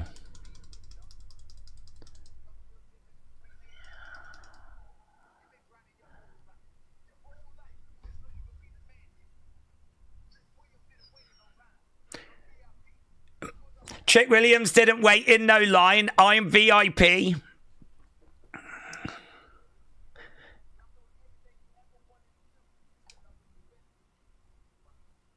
I did everything you wanted to do, except I'm better than you.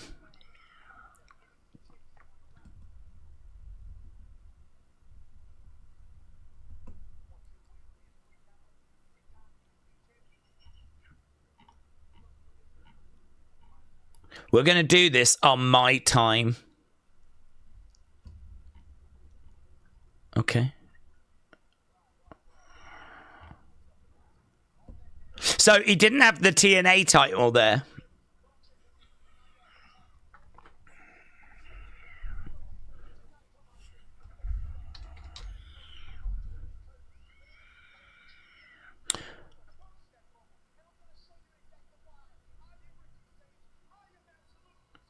Okay, so Rick is all fired up.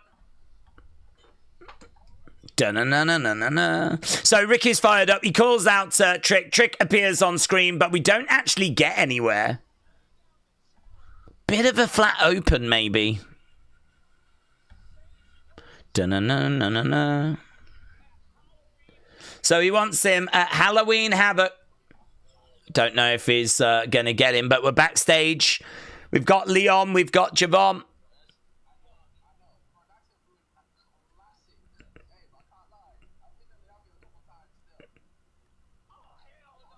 Leon and Javon are talking about Dark State ruining their match on Sunday.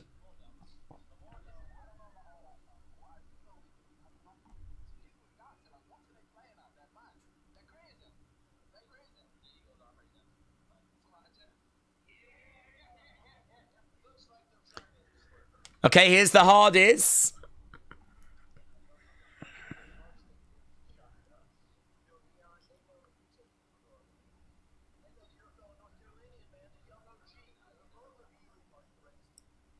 Both of you are threats to them.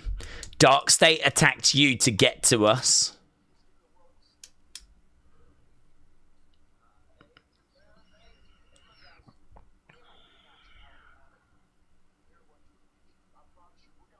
Okay, so the Hardys have got a rematch.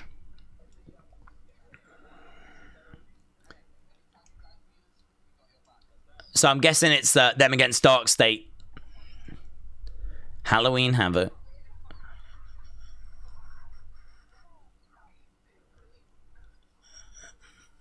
Leon and Javon having a good time with each other. Okay, Matt Cardona is coming out.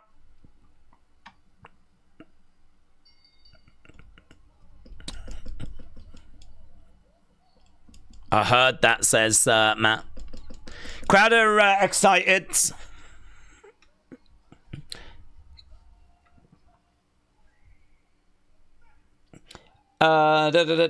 Commercial. Oh, you're at commercial. Oh my god. Well, maybe I'm not quite there yet. I've not got to a point that feels like a commercial. Yeah, here we go.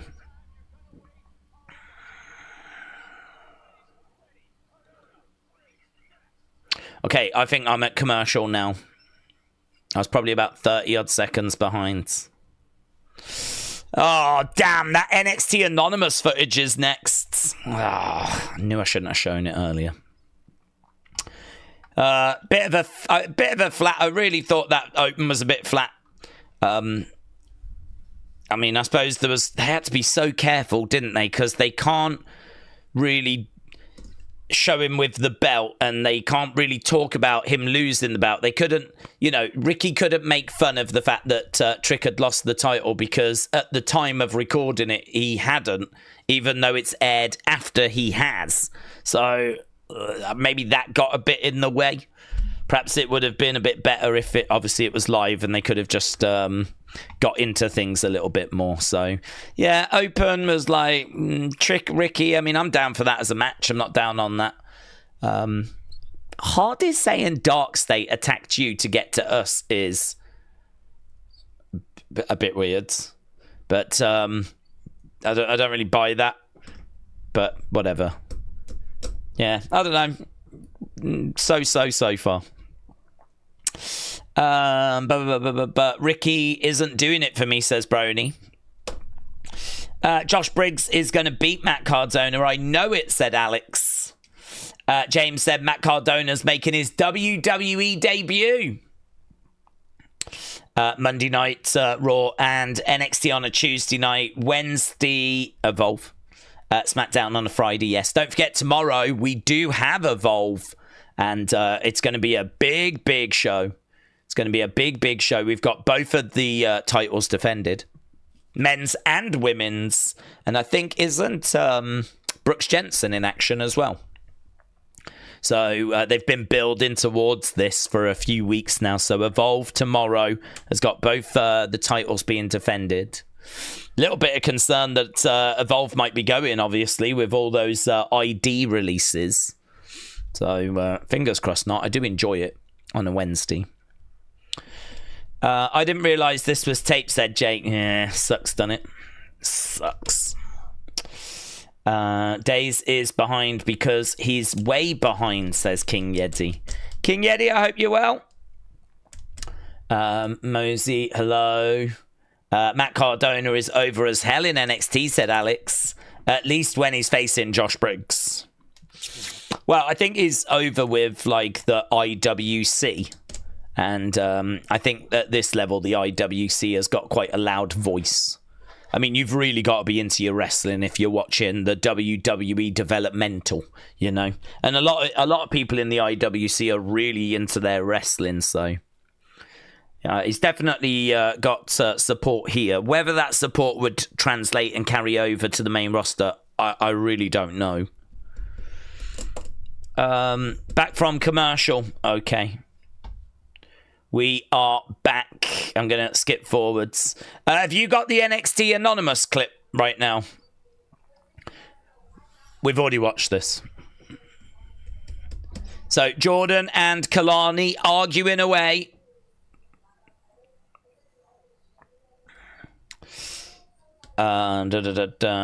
You did not tell me hello, and I am peeved. You know they say it's better to be peeved on than peeved off, says Corey. Do they? Is that what they say?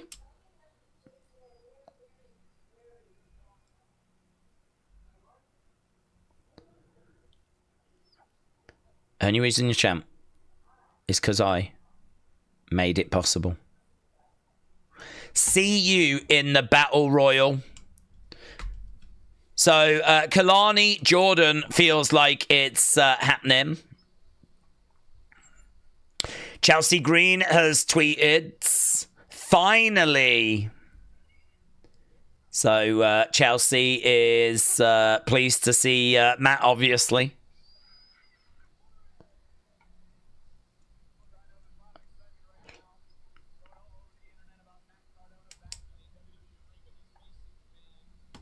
So, Vic Joseph said, I know there's a lot of excitement right now all over the internet about Matt Cardona being back in a ring.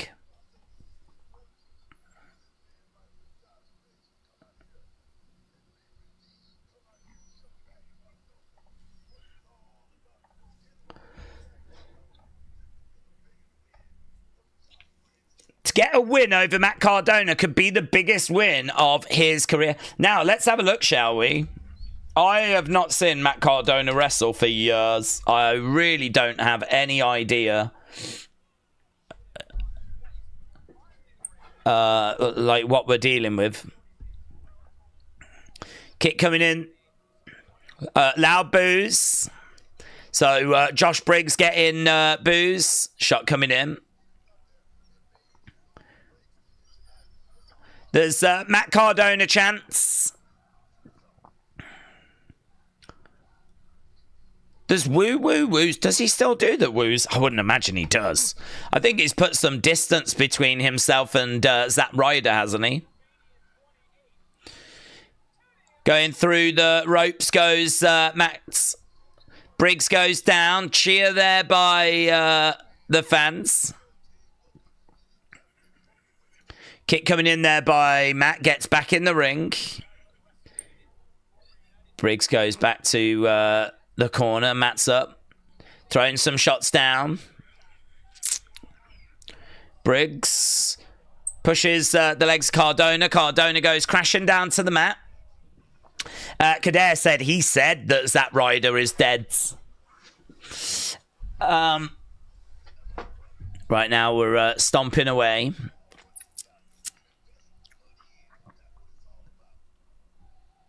Briggs, go away. Briggs, go away. So the crowd are chanting, Briggs, go away. Against the ropes, Cardona, duck underneath over the other sides.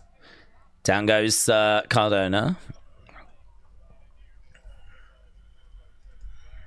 They're just riling the big man up, says Booker. Josh Briggs managing to get Matt Cardona down. Boo, you suck sign. The heat that Josh Briggs is generating is quite impressive, actually. Right now we got Matt Cardona down on his knees. As I said, I haven't seen much of Matt Cardona in recent years, so it's interesting to get an opportunity to see kind of what he's doing now. Cardona goes down, he's in the corner.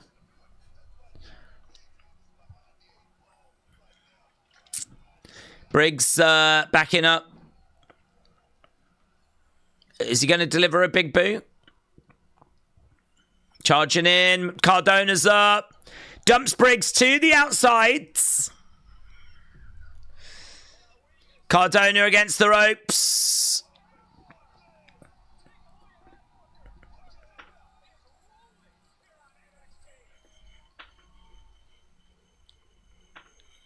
That was okay.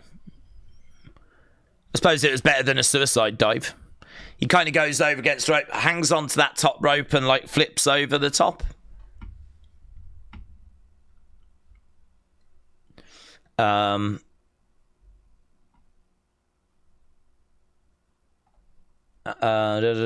Commercial break.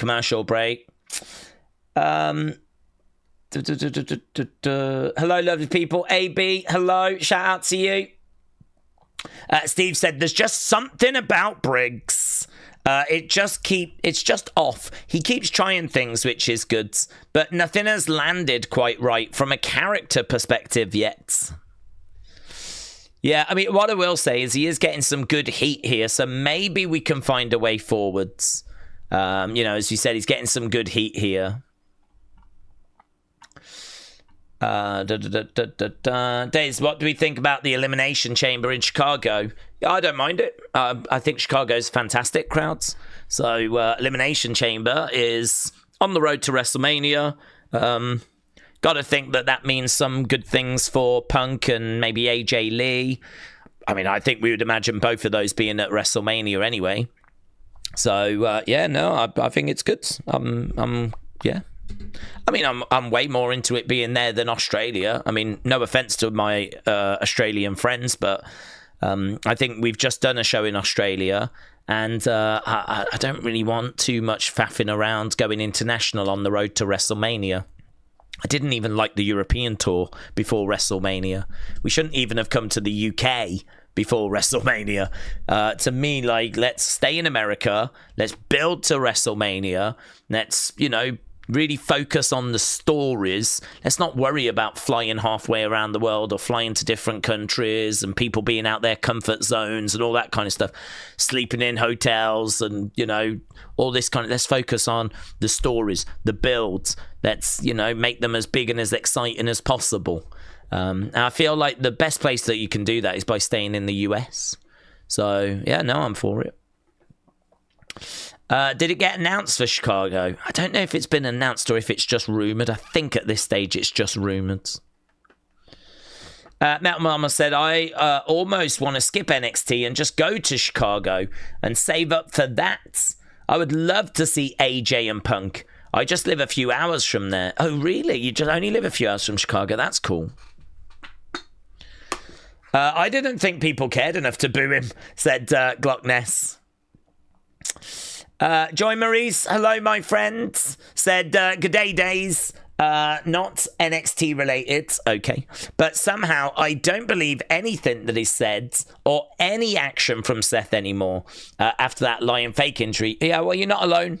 There's definitely a fair few out there that are thinking this injury is being faked as a result of, obviously, the injury that was faked before. The only thing I can tell you is that all the dirt sheets are saying this looks genuine at the moment.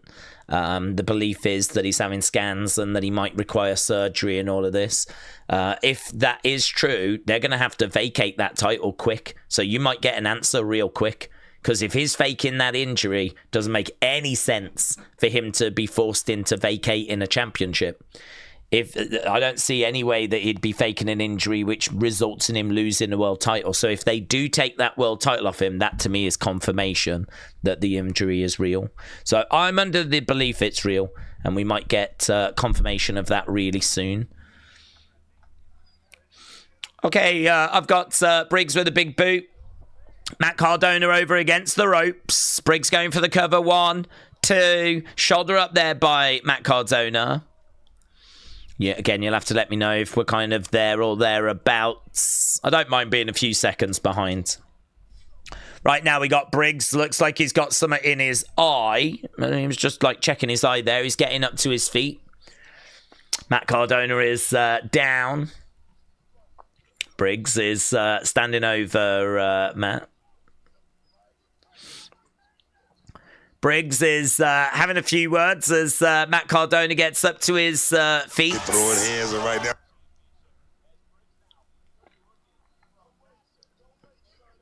Trying to pick him up and reversed into DDT. So Matt Cardona was going for the...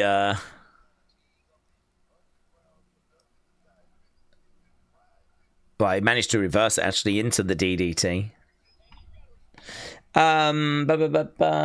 Seth possibly could have surgery and be out for a few months, said Lou. Wrestling Void said, the only thing I can tell you is that Seth is going away for a few months for sure. Bang. Down goes Briggs. Cardona is back up on his feet. Shot coming in there by Matt Cardona. Feels a bit quiet, you know. Normally on my timeline, there's like loads of people talking about it. I think because this is a tape show, yeah, it feels quiet. I'm not optimistic that the ratings for this are going to do well at all, you know. Just little indicators sort of feel like it's not got the same energy that it normally does.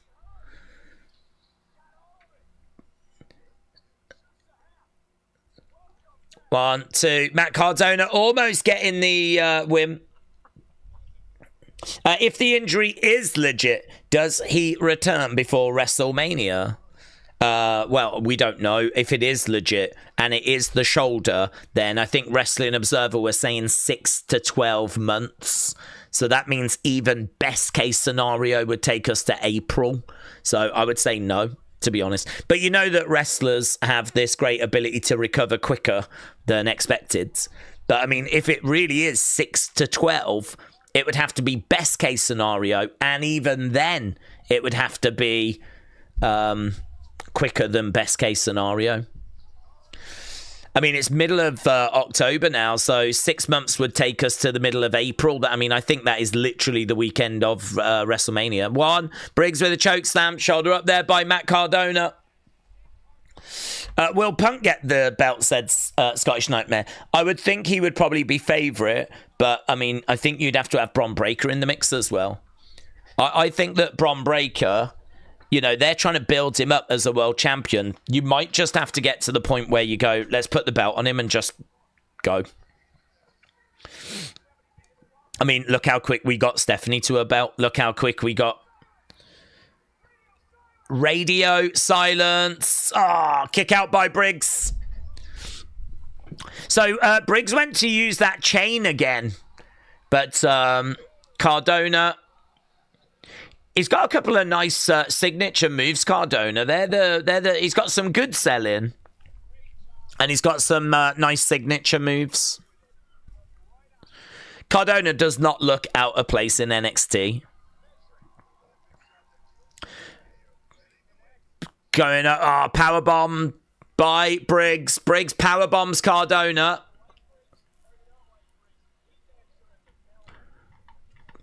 Right now, we've got Cardona. Double knees there to Briggs. Back in the corner. He was going for the unprettier, but duck underneath. Against the ropes. Big boot by Briggs. Psh, 1, 2, 3. Gets it. Wow.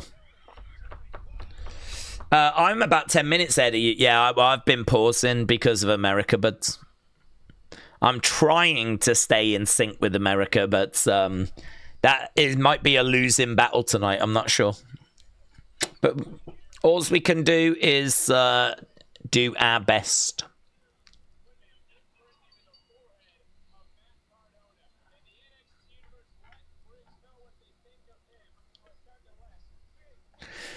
Big win for Josh Briggs.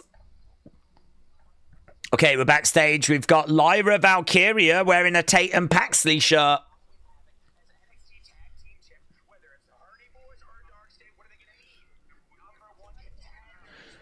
Why is Shia hanging around these?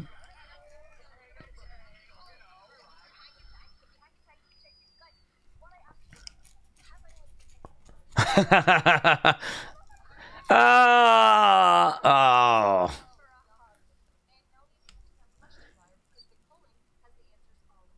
We got Lyra. Tatum's thrilled at the fact Lyra's wearing her shirt. Tatum can't stop looking at the shirt.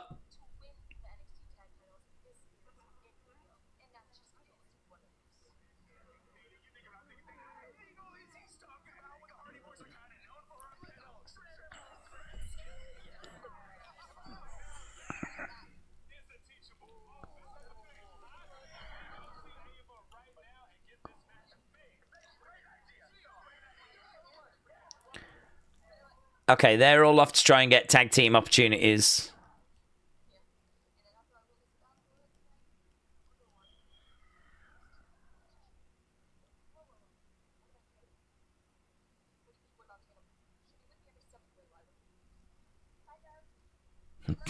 Bye, Dove.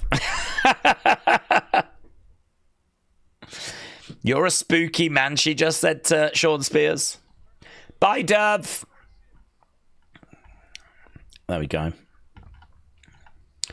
You are a spooky man. Heard that before. Okay, here is Wagner Jr. AAA Latin American champion Wagner Jr.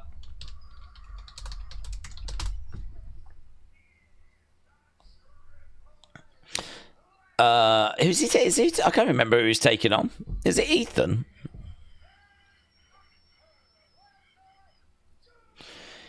Dr. Wagner Jr.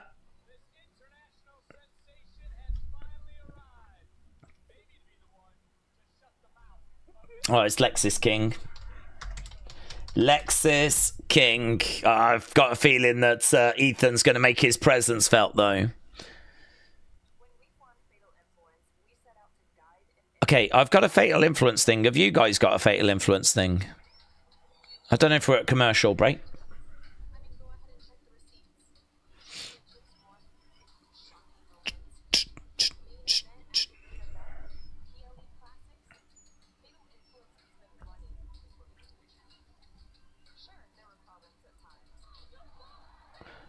Well, it looks like Fatal Influence are carrying on.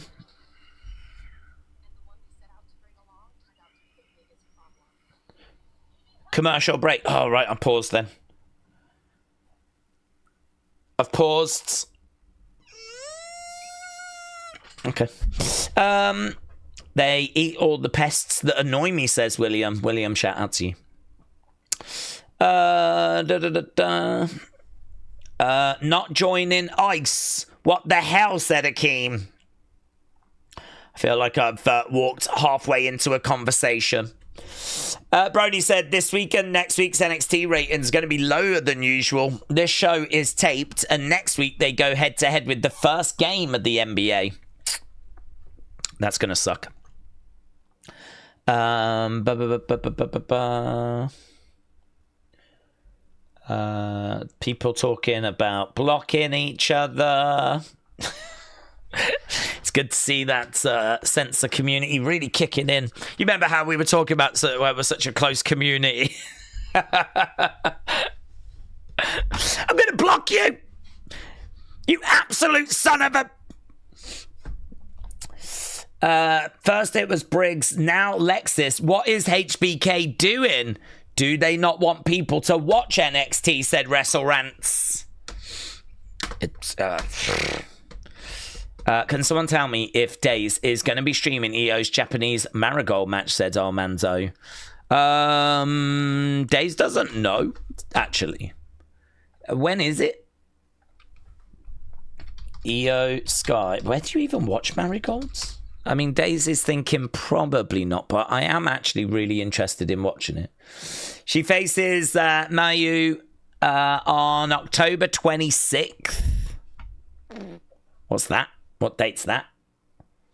What date is October 26th? It's a Sunday, but it could be like early, couldn't it? What's on the 25th?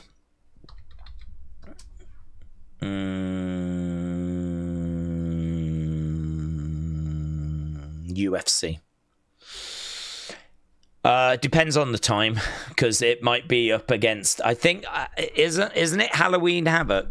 I think it's Halloween Havoc, and then it is UFC. So, yeah, it really might depend on the time. So, even Daze doesn't know. Are we back yet? Have you got the Fatal Influence thing yet? Halloween Havoc's also 25th. Yeah, I think we looked, and I think it's... Well, actually, I think it's UFC, and then I think it goes into Halloween Havoc. Let's...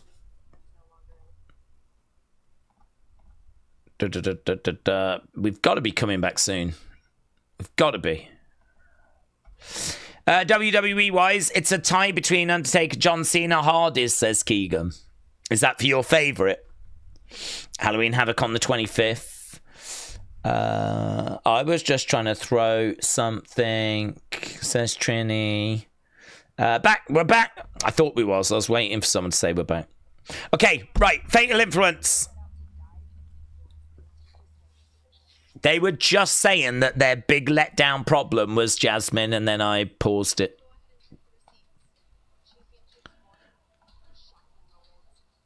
Championships won and shocking moments. Fatal Influence has been running this division.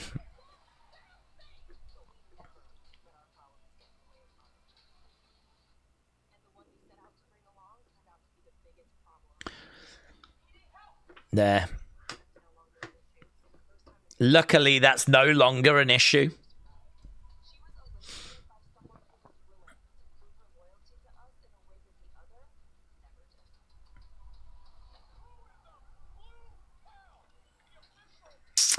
So, Laney, they're talking about Laney.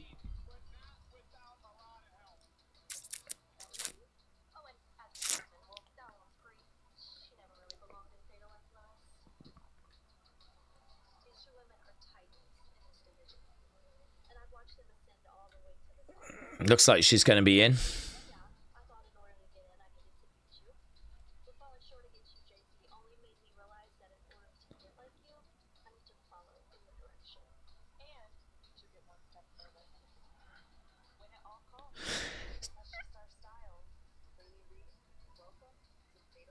Welcome to Fatal Influence. Laney Reed is in.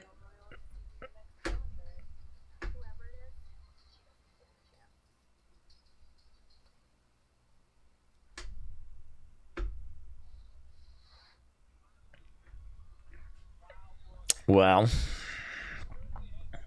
let's see. I just don't know much about her.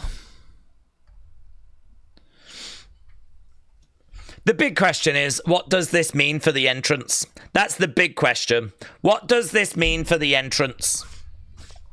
Because she can't copy Jasmine's, can she? You know, she can't do that. That was Jasmine. So what's she going to do? That's the big question. Upper said, Daze, NXT is not live on Netflix. It's showing that I can watch the whole show now, not live. Yes, it's taped. Robbie said they have botched Halloween Havoc's match graphic at the entranceway. It says this Saturday, not next Saturday. Oh, does it?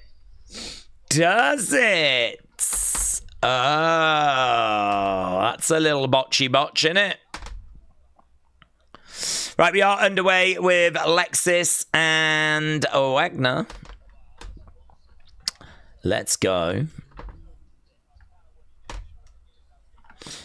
Crispy Wrestling said it's a perfect fit. I don't know. I'm not sold on it. I'm not sold. Tatum is... I mean, I'm not down on it. I just don't know. I don't... Until I see it, I'm not sure. Tatum Paxley has tweeted out, Dove in my shirt.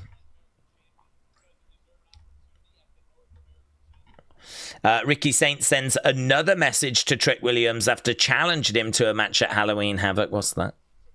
Let me tell y'all something. There ain't nothing more that needs to be said. All right? And that's especially to you, Trick Williams. Everything that I needed to say, I say it out there. Everything that I'm going to tell you I'm going to do, I go ahead and do it. And I'm going to prove. No, that's not anything. Okay, Wagner charging over, grabbing Lexis. Wagner over against the rope, shoulder tackle. Down goes Lexis. It says next Saturday. Is that a botch? It's not this Saturday, it's next Saturday. But technically, is this Saturday the next Saturday? They probably would be better if they just put the date, to be honest. It says next Saturday. So is this Saturday, and next Saturday? I agree that it could be clearer. It doesn't even show us live, which even taped it would normally show us live. I can fast forward to the end. It's taped. The whole episode's up. I don't know that that's true, that it shows us live, even if it's not live. To be honest, we don't really ever do too many taped NXTs, so I can't remember.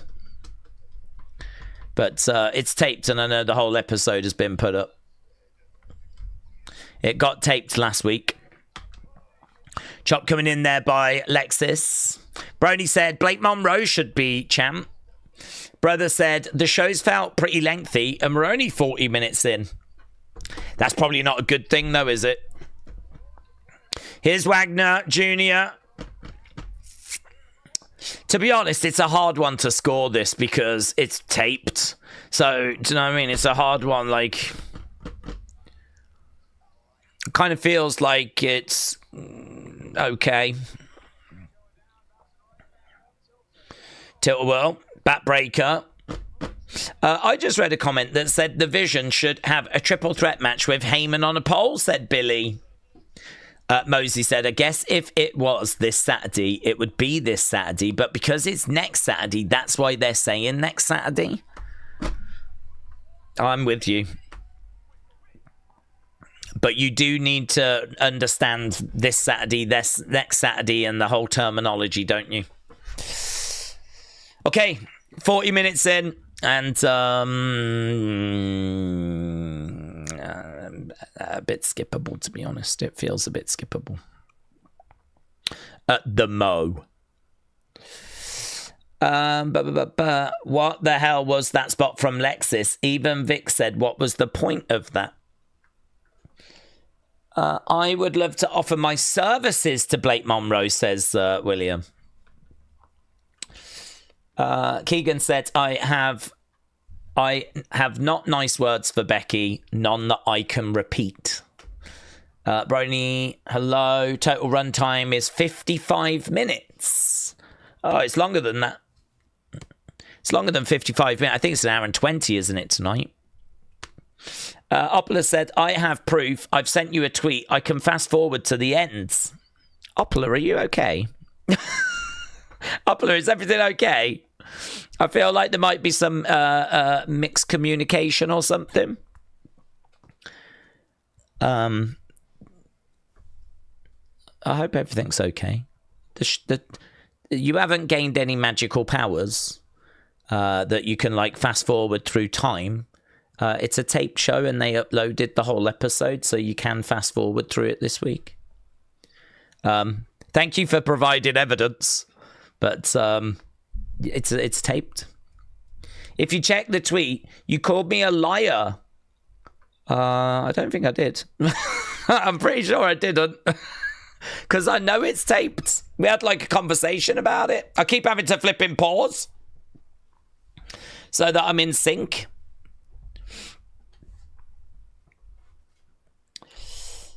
You just said I couldn't. I didn't say you couldn't. Have I missed something? Has something happened? I didn't say you couldn't. Why would I say that when I know it's taped and I know the whole episode is up on NXT and on Netflix?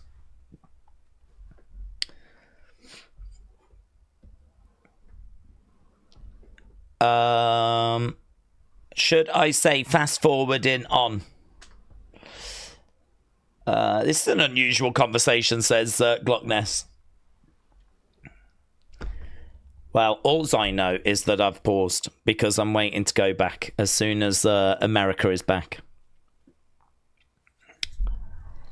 I don't like Seth, Becky anymore. I don't have nice words for the both of them, and the words that are not allowed on the stream, says Keegan. Well, Keegan, you don't. If you aren't fans of them, that's okay. I don't think we need bad words on the stream. I don't even think we did a poll, did we, for the first match? The Cardona match. Might as well do that whilst I'm waiting to come back from commercial break. Good, okay. Bad. Boom. Brother said, the fun thing about it being a tape show is that you see things no one else will probably ever see. At the last Dynamite I went to, Samoa Joe had a little mishap on the mic and they just edited it out. So yeah, if you're there live. Trini said, Daze, I really feel like you've cursed the community when you started talking about how amazing it was, because suddenly everyone's now annoying everyone. Yeah, this is my bad. I take responsibility for this. Armando, oh, we're back. Armando said Hogan. Thank you. Who said it? Glockness. Armando said Hogan Ultimate Warrior rematch at WrestleMania 7 is the biggest what if that we never got, said Armando. Do you think so?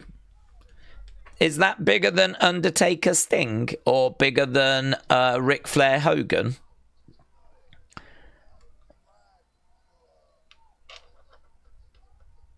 Do you know, I've never thought about that. I've never thought about doing an Ultimate Warrior Hogan rematch at 7. Plus, if you'd have done that, we wouldn't have had Warrior Macho Man retirement match at 7, which is amazing. It's one of his best matches. That's interesting. Never even thought about them doing a rematch. Days, England are the first European team to qualify. Yeah, it was an easy group though, wasn't it? But at least we're there. That means that next year I can look forward to the sticker album. Yeah. Get the sticker album, get the guide that tells you all about the team. Start planning my fantasy team. Oh, mate.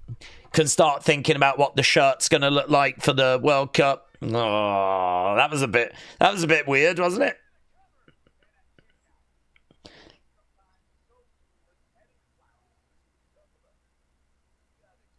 Lexis went against the ropes and just sort of collided into Wagner.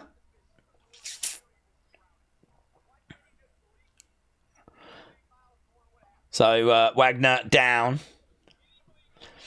Stevie Turner just announced that she's going to leave WWE about that she's leaving WWE, remains confident about her future, and she feels she's still in her prime, said Jordan.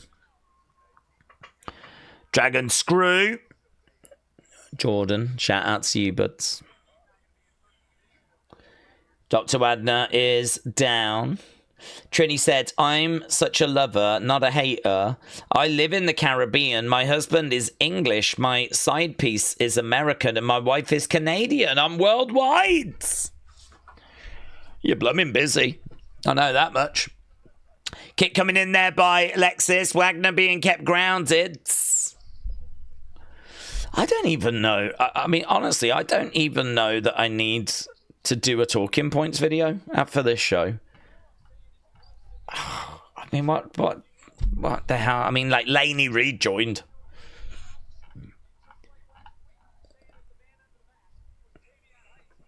Round the back, shot coming in. Lexis goes back to the corner. Yeah, I might just put the few bits and bobs in the in Unseen. I might just try and work on Unseen a bit quicker. I might just do that.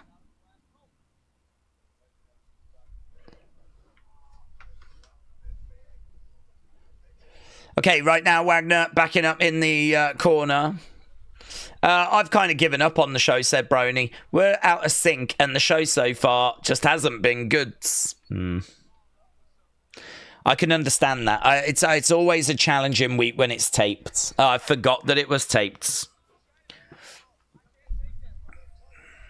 I've got Lexis going up. I've got Wagner Jr. down. I'm going to end the poll. Get your votes in. That's the Matt Cardona one. I agree. This match is a bit... Right now, Wagner picking up... Oh, lovely driver there, though. 1, 2... Oh, wow. Wagner's won. Wagner picks up the victory. Okay. 68, 19.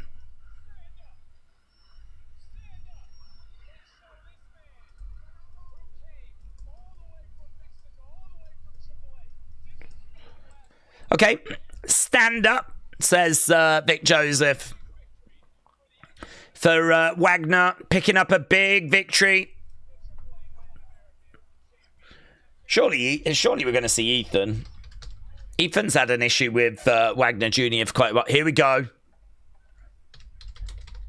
I don't know what he's saying, but Wagner's got a microphone.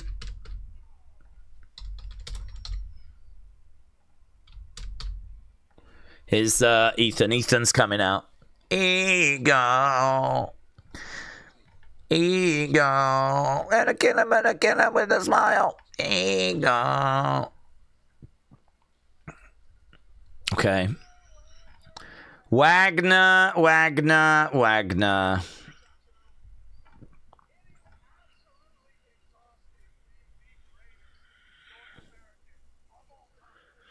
We have got the Battle Royal coming up, though, haven't we? I forgot about that. I am looking forward to that. Laney Reid has tweeted out Fatal.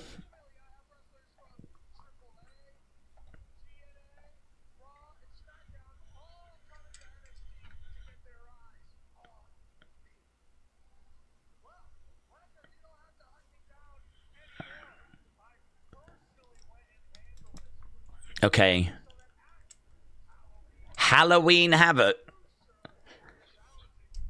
Oh, well, there we go. It's going to be Ethan against Wagner at Halloween Havoc. I really thought they might have done that on a AAA show, but...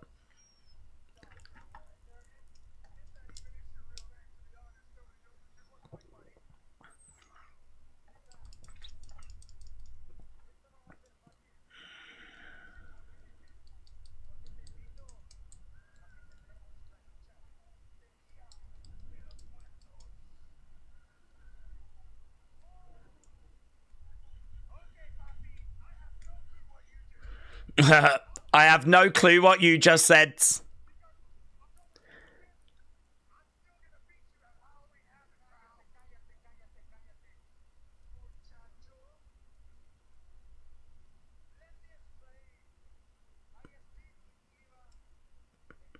Either. Oh, it's not a regular match.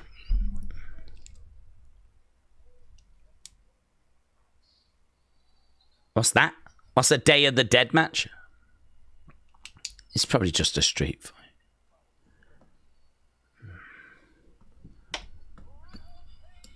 That's just an anything goes match then, isn't it?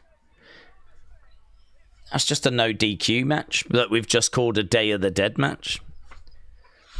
God, I thought they'd come up with something interesting, new, exciting, vibrant. It's just a no DQ anything goes match.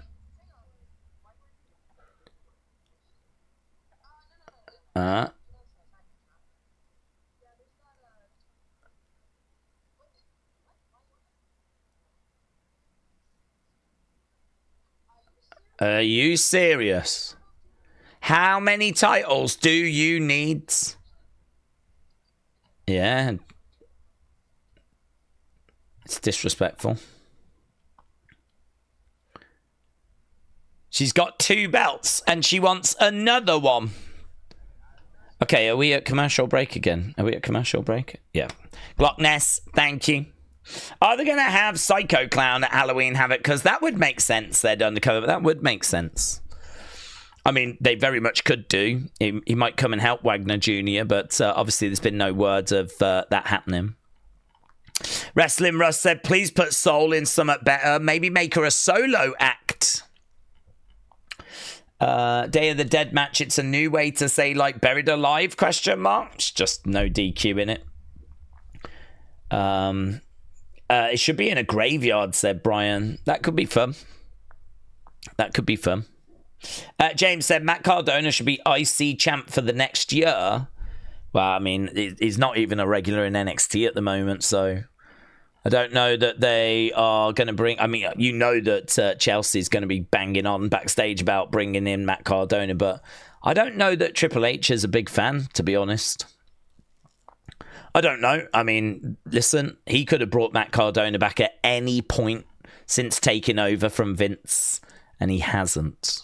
So that certainly seems to suggest that he's not the biggest fan. Daze, Seth's knee injury from Saturday Night Main Event against LA Knight looked worse than his injury from Crown Jewel against Cody. We all fell from the injury from Saturday Night's Main Event. Are we sure the injury is real this time? Well, I disagree, because I actually never could understand where the injury had been occurred from Saturday Night's Main Event.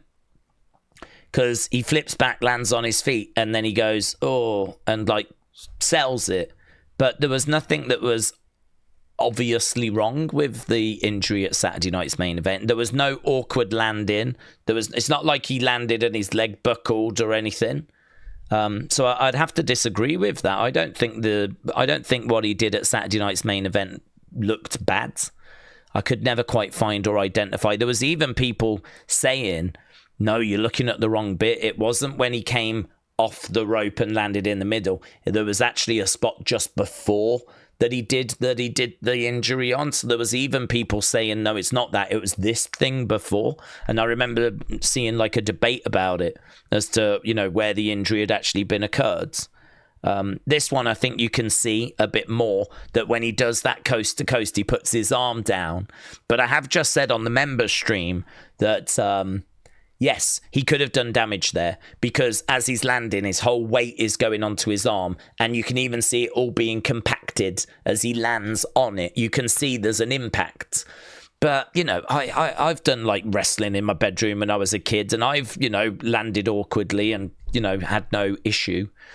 So I don't know that is enough to actually cause damage. And they cut camera as well, so it's one of those where it absolutely could be an issue, and it could be that it's real and that did result in an injury, or it could be that he is once again using it as an excuse. So I am obviously not sure if it is real or not, but if I was a betting man, I would say that it is real. I'm basing that on the fact that I can actually see where the injury has been occurred. And I'm also basing that on the fact that Splitting up the vision feels very rushed.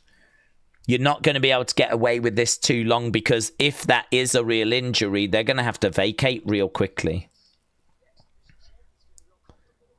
So I am of the opinion it's real, but you cannot have a great deal of confidence.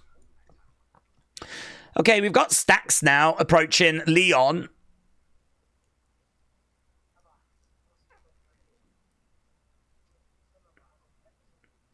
Oh.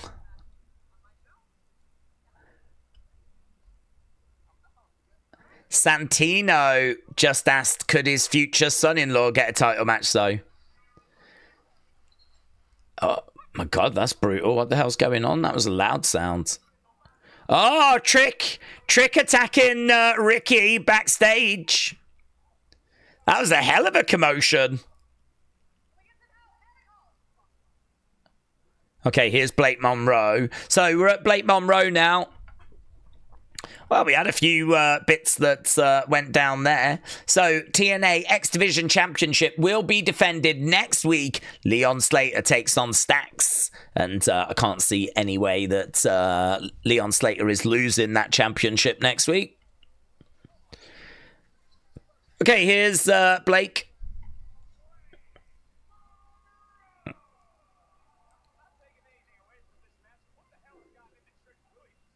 Blake is getting in the ring.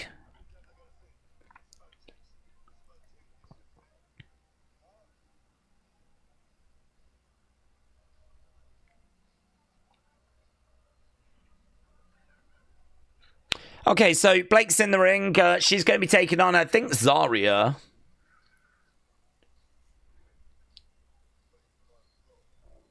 I feel like Blake needs the win here because she is, I think, coming off the loss, isn't she, to Jordan Grace?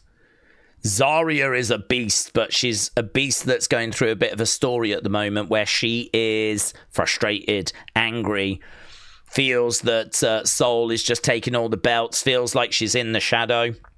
Probably best to keep building up that frustration. Probably best to keep building up that anger. Give Blake the victory.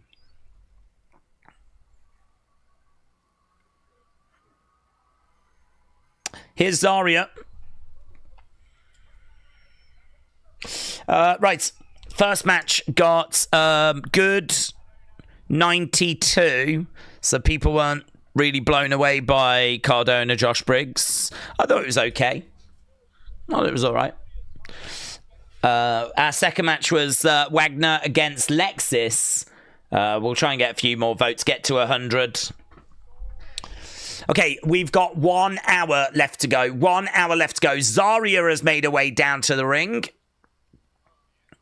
So, obviously, we've got that Battle Royal coming up. Looking forward to that. That'll be good. That'll be good.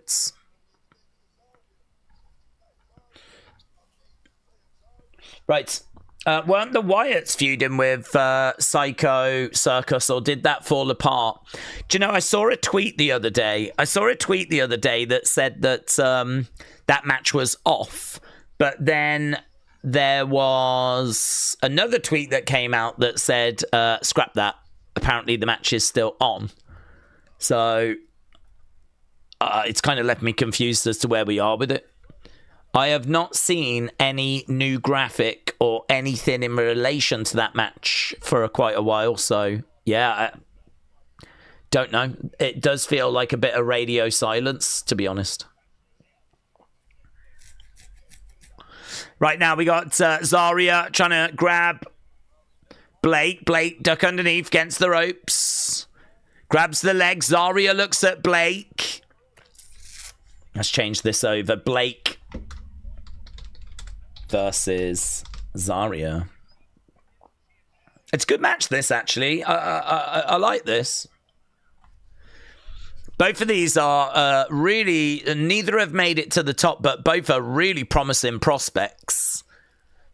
I think we expect both of these to get to the main roster. Oh, I do, anyway. I expect both to get to the main roster. Right now, Blake working on the leg of Zaria. Daze, I really hope it's not MFT's Wyatt's at War Games. I have zero interest in that. I don't think that they're going to change that match that was planned too much, because you've got to still get Roman on that card, and you've got to get CM Punk on that card, and you've got to get Bron Breakker and all these people on the card. So, you know, okay, Seth's out, but Seth can be replaced. You know, if you replace Seth with someone, then pretty much the rest of it can stay as is. I get that there might be a bit of an issue with theory and whatnot, but by and large, you can still kind of get to where you need to get to. I don't see just scrapping that match completely. And, whoa, look at that. Blimey now. That's great. So she's got this sleeper onto Blake there. She picks up Blake. Ah! That looked really good. So, yeah, I don't think you scrap it completely and just change it for MFTs against Wyatt's, because what are you doing with Roman? What are you going to do with Punk? What are you going to do with Jay? Like, you still need to put them on the card. They still need to be in a match. Shot coming in there by Blake. Replace Seth with Brock. They were both on the rumoured same team. So, I think that Brock was meant to be on that team anyway. I read a rumour, said Billy, that Triple H quietly signed a former AEW champion with a return plan. Could this be Jericho or Moxley?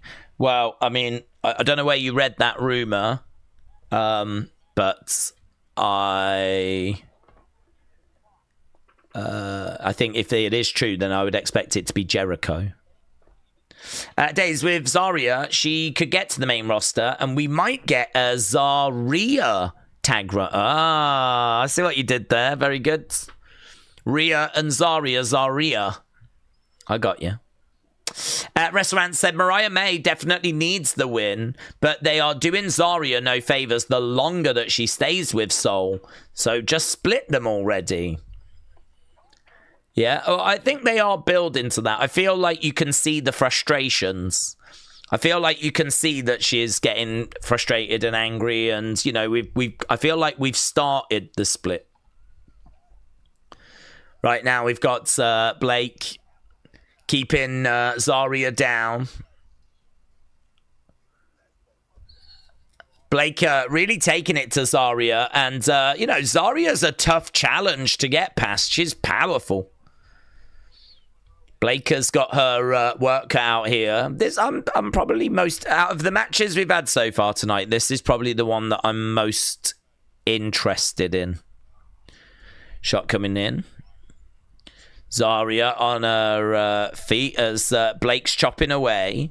I don't know quite what the match achieves, though. I'm not sure what this match really is for. Clothesline there by Zaria, and again, Zaria with a big boots. Blake Monroe goes down. Zaria has got Blake against the ropes. Blake holds on to the ropes. Kick coming in there by Blake. Zaria screams, goes over the other side. Spear there by Zaria. Yeah, I mean, she's showing some really good energy, and she's screaming out. She looks down at Blake, grabs her, picks her up. She's got her on her shoulders. Blake holding onto that rope as Zaria goes to the outside. Right now, we've got Blake, headbutt coming in. Blake slumps down. Zaria goes down. Right now, Zaria holding onto her head. We got Blake on the outside. Sign in the crowd says Zaria. I was trying to read what the one next to it said. Blake going under the ring, having a little look under the ring, grabbing a chair. So Blake with a chair. She's got a chair. She goes in the ring. There is Zaria. Right now we got Sol Ruka coming down. Sol Ruka grabs the chair. So Sol has come to the aids of Zaria. Zaria, I think, is having a few words. What's that? Hairpin. Mate, she's like baby Wolverine. She's like baby Wolverine. She's got this little hairpin. Ah, mate, that's going to do it, isn't it? And like Sol's going to get the blame. Yeah, it's a win. Yeah, it's the way it should have gone. I do love her little baby Wolverine accessory. She took this thing out of her hair. It was this tiny little, like, hair slide. She's popping it back in.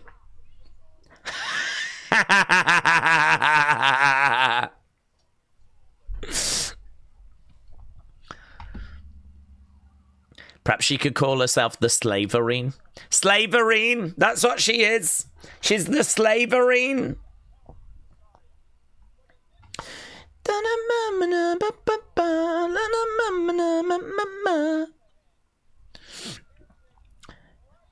I don't think it is a hairpin. I don't think it's right. He keeps saying hairpin, but I think it's a slide, isn't it? I don't think it's a hairpin.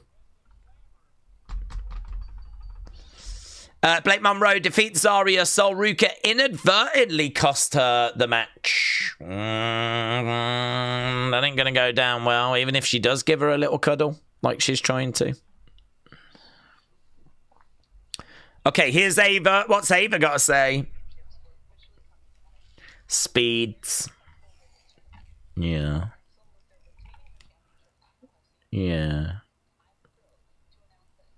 Next week. Men's tournament. Yeah. Oh. Axiom? Sean Legacy. Zachary Wentz from TNA. Oh, Jasper Troy. Oh. That's a weird lineup. Axiom, Sean Legacy. That'll bang. Wentz against Troy. Okay.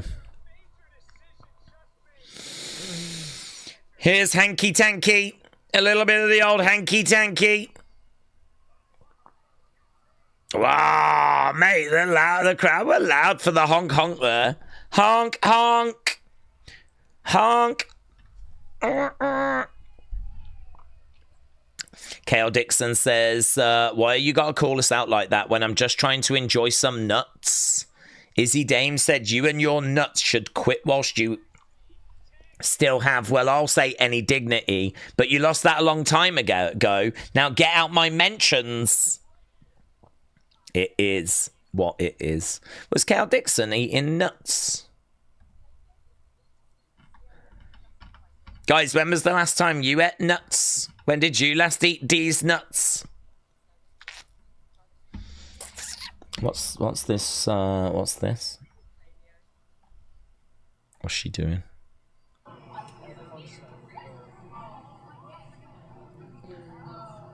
It's probably getting auctioned off, innit?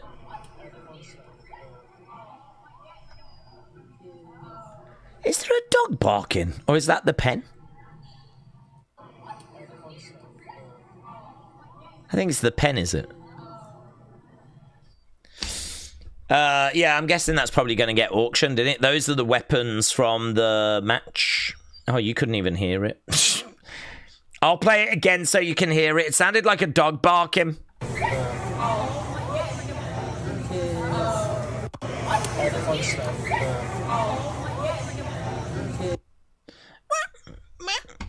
That was the noise. See, I do impressions and everything. Right, where are we, chat? Where are we? Where are we? Daze, a Day of Dead match is a casket match with hardcore elements, said Deshawn. Well, he said anything goes. So I'm thinking it's just a no DQ, isn't it? In this world. Zaria match just ended, said WrestleRants. Oh. No, you seem very behind. He is in his own world. The Zaria match is still going. Oh, did I miss a commercial break then? Did I miss a commercial break? Oh, gods. This sucks. Thank God we don't do this on a regular basis.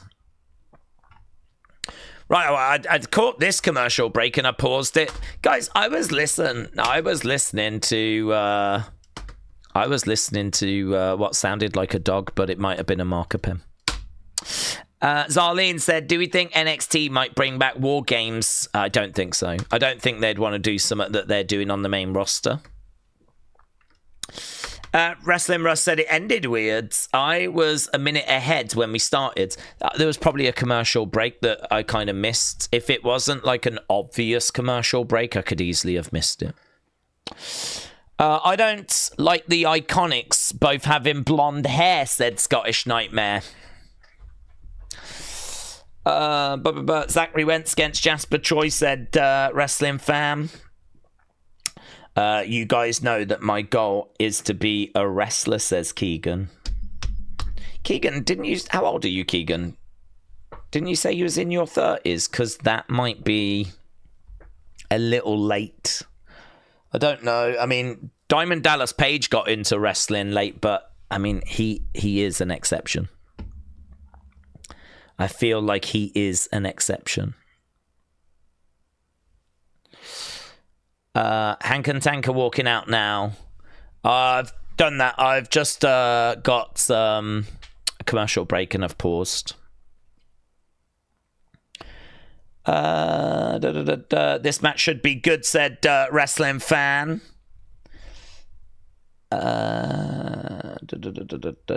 C-Dub just went to commercial. Right, I'm there. We're back. We've caught up. Let's go. I got Chase U. Did Daze do a poll for the Blake Zaria match? I don't know, did he? That's a good point. Did Daze do that? How long? No, he didn't, because that's been up 22 minutes. So this will be one for Wagner Lexis, won't it? 65. So we can do the Blake one now.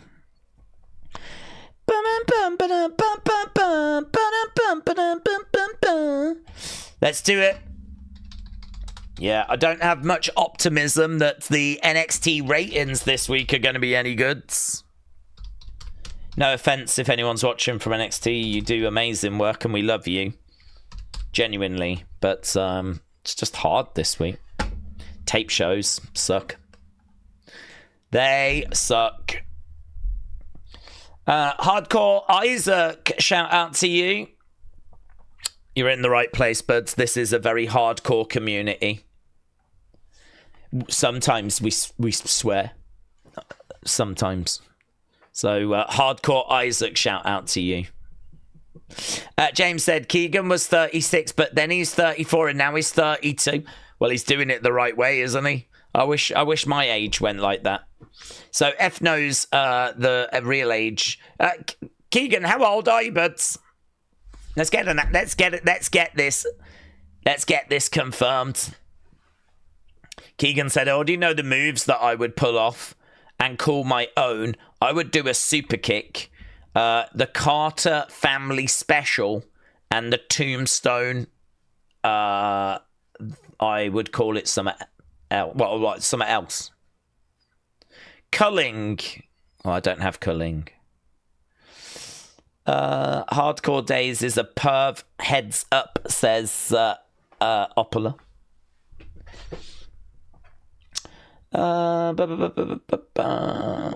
The fact New Jack is in 2K25 is still weird to me, says Alex.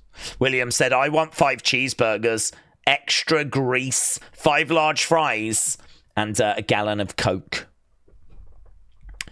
That sounds nice. Tatum Paxley. Oh, don't say that, Chet. No spoilers. Speed, the need to be better, says Garrett. Battle Royale is on now, said Chets. It's on live. Like, if you watch on Netflix, you can just watch it all the way through. But in America, they've got commercials.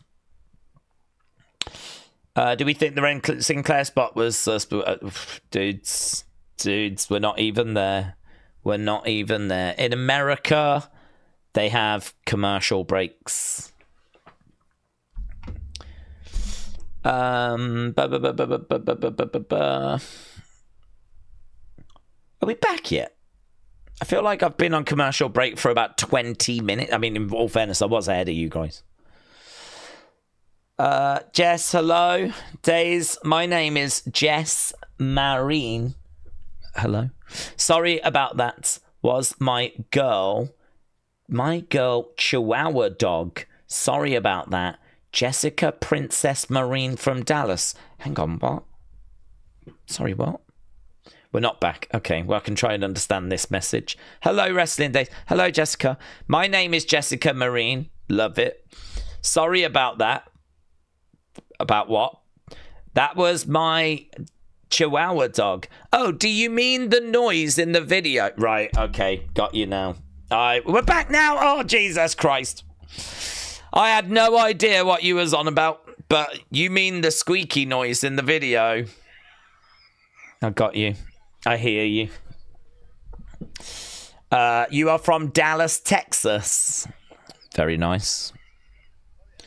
Well, you dogs had to travel quite a distance if you're in Texas and this is at the Performance Center in Florida. Your dogs had quite the adventure. Okay, Hank and Tank against Chase U. What do people not understand about spoiling? Oh, here we go. Here we go. Everyone's favourite team. Oh, I thought it was Dark State. It's not, it's the Cullen. Hank Tank versus Cullen versus Chase U.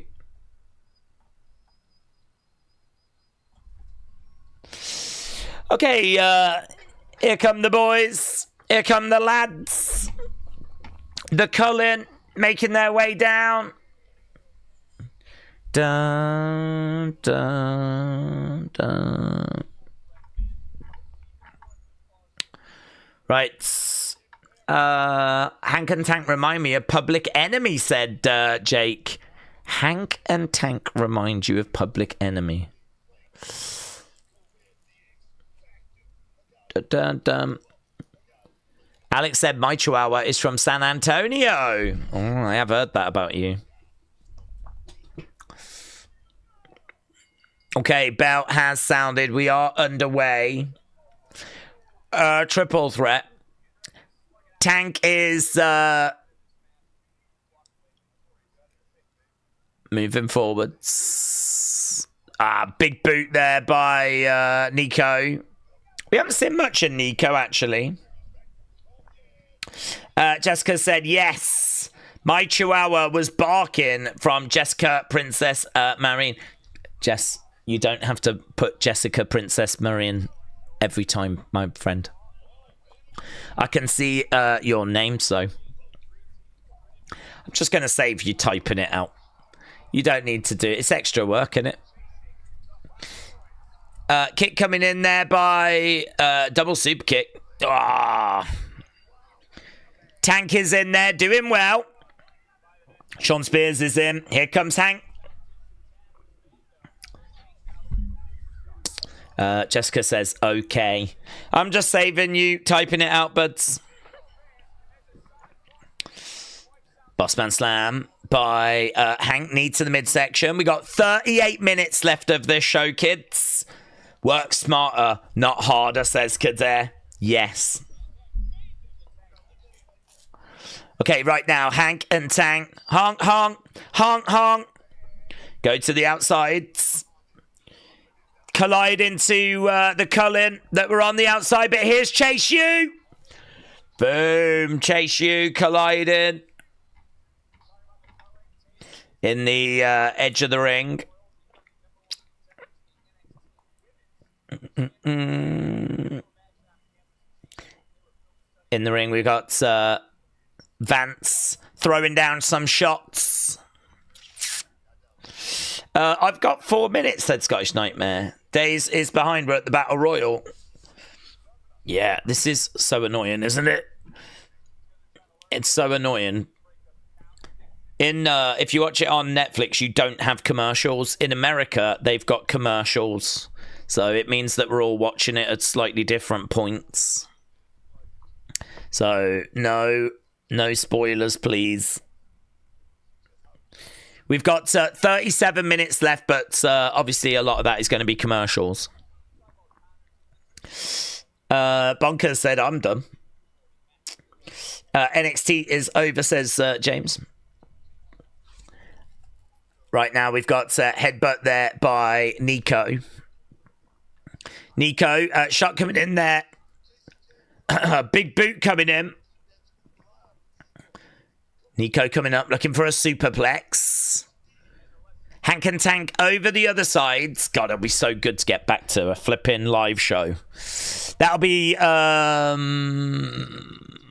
be honest, tomorrow's taped, isn't it? Evolve's always taped, but we make it work. Right now, bang, he gets planted.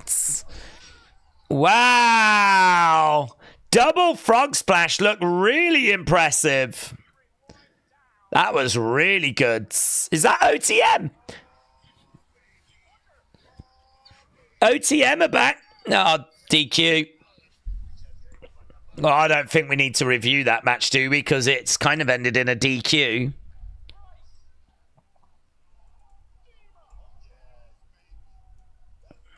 So they've come running down. Looks like we're trying to get like a bit of life into the tag division again.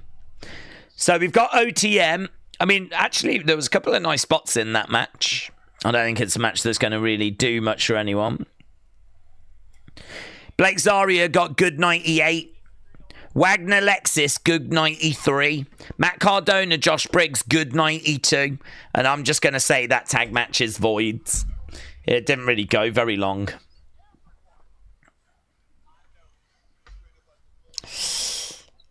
These two are the Roman Reigns of NXT. They're always showing up and leaving. Okay, here's Zaria. Sol Ruka.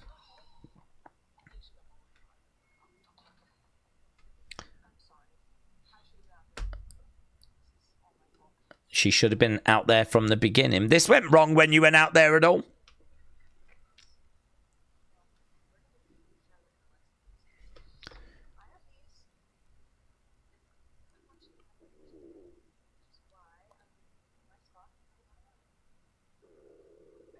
Okay, Sol is giving Zaria the Battle Royal spot.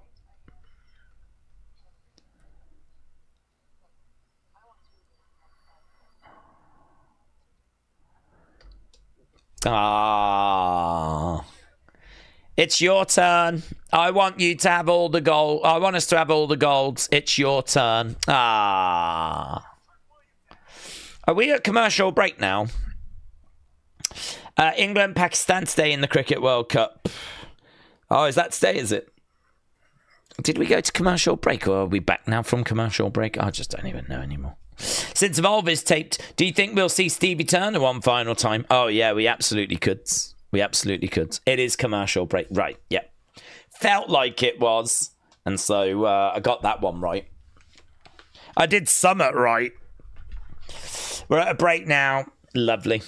Alex said Italy have qualified today. Have they? I tell you, there's some good teams. It's going to be a real tough tournament, isn't it? A real tough tournament. God only knows who's going to win it. I mean, I feel like Brazil, Argentina. But, I mean, you can't rule out, like, Mexico or someone, like, having a really good... I don't know that they'll win it, but they could have a good showing. I mean, the heat is going to be a real factor. So those countries that are used to playing in that, they're going to have a real advantage. South American teams going to have a real advantage. Don't know. It's going to be tough, I think, for the European teams. But, oh, man, I'm looking forward to it. It's going to be so good. Kendall Gray said bonkers. Oh, big fan of Kendall Gray. Who's going to replace Stevie on Evolve? Well, I don't know, to be honest. I mean, I don't know that you need anyone because surely Ava can do that. I mean, it's an easy thing, isn't it? I mean, it's just a day of taping. So, I mean, I'm sure she could, they could film like some segments with her.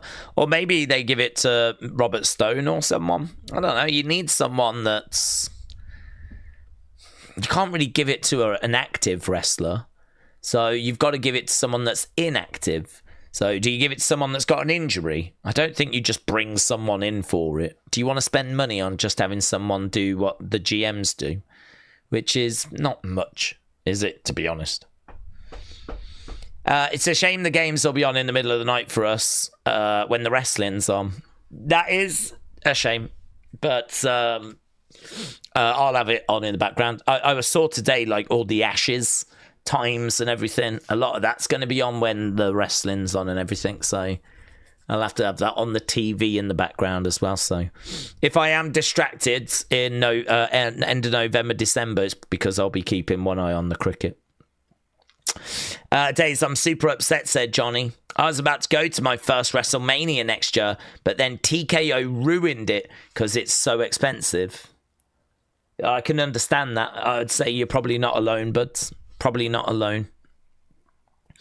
I think a lot of people are probably in that boat, struggling with the money. Angel said it's sad we lost the Steam Pig.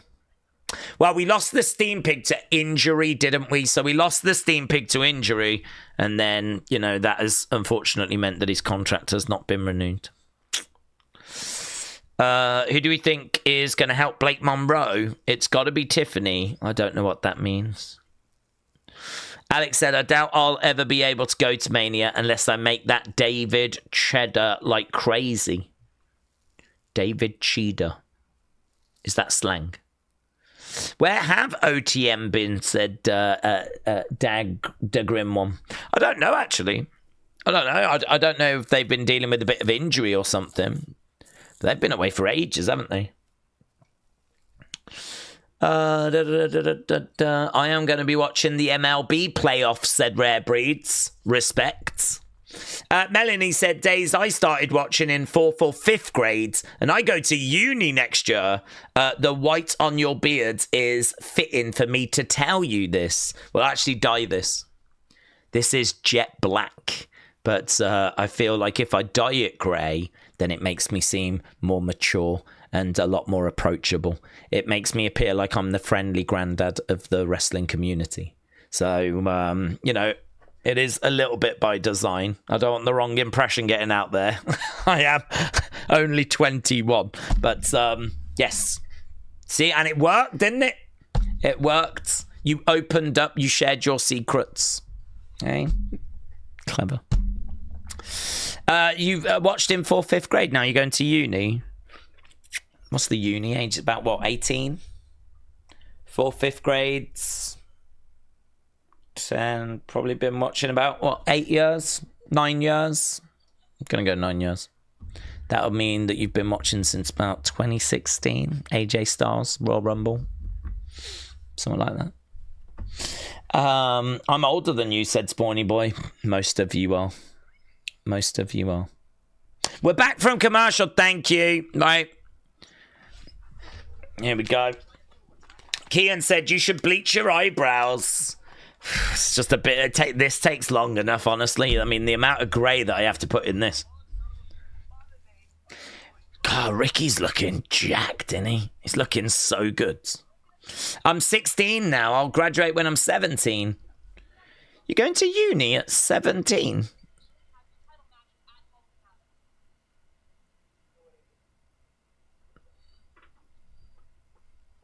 I suppose that can work. Suppose.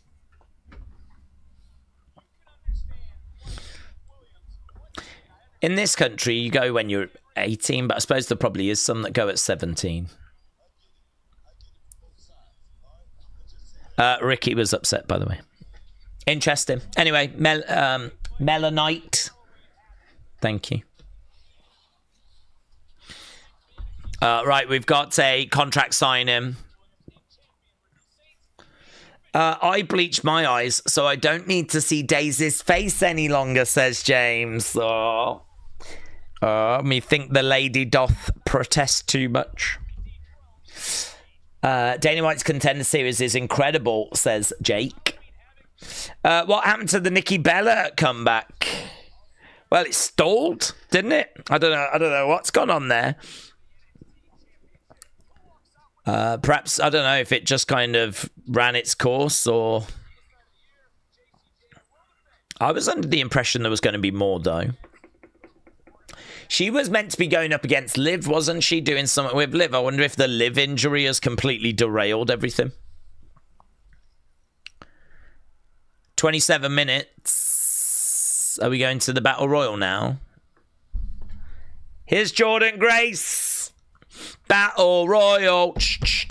Battle Royal.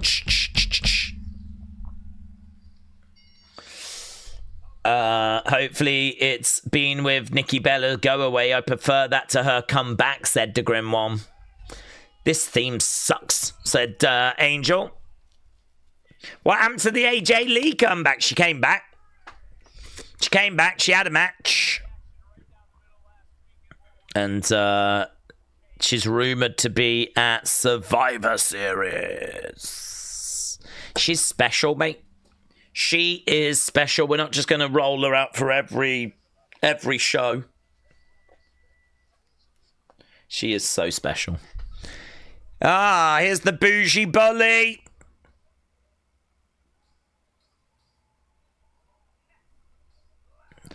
Lash Legend, the bougie bully. Days Mania 42 will be cheaper compared to Mania 43. That's probably true. That is probably true.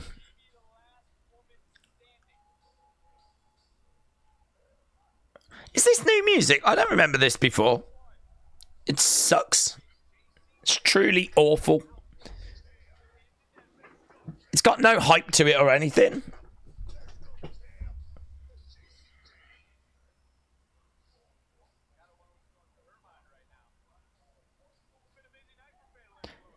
This might be the worst wrestler music I have ever heard.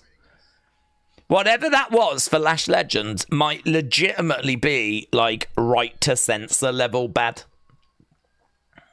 It had no atmosphere, no vibe, no energy, no aura. Flipping sucked.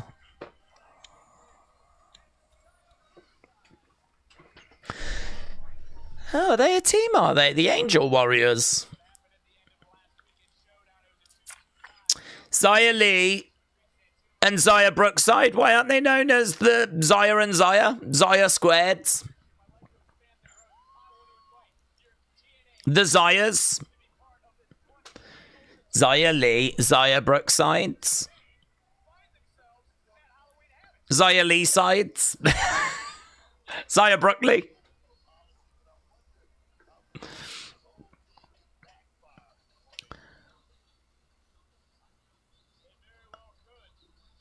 So much music I've never heard. Here's Victoria Crawford's. We got Alicia Fox in the house.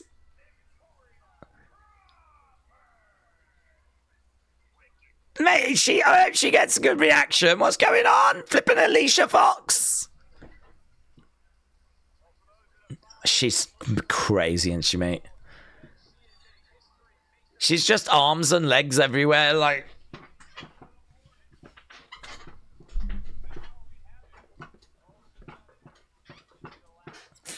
Jada Parker. Alicia Fox is a nutcase, said Billy. Wrestling fans at commercial break. Oh, I'm not a commercial break. I haven't even seen a little gap for a commercial break yet. Oh, we might be going to one now, though. So, there we go. We got a few entrances. We've only got 16 minutes left. And we're at commercial break. I've paused it. Jada Parker. Did they decide to give the main roster the good intros back and then decide to Def Rebel NXT, said Jennifer. Feels that way, doesn't it? There was a report doing the rounds that Def Rebel are in the death throes of their final contract. So looks like we might not have to put up with much more Def Rebel in the future. Here he is. Common life, common life, common life, common life, na na na na na na na na na, common life, common life, common life. It's that time. It's common time. Daze, I went to Hammond Civic Centre. Yay! Hammond. At Hammond, Indiana, to see ARW Pro. Yeah! ARW.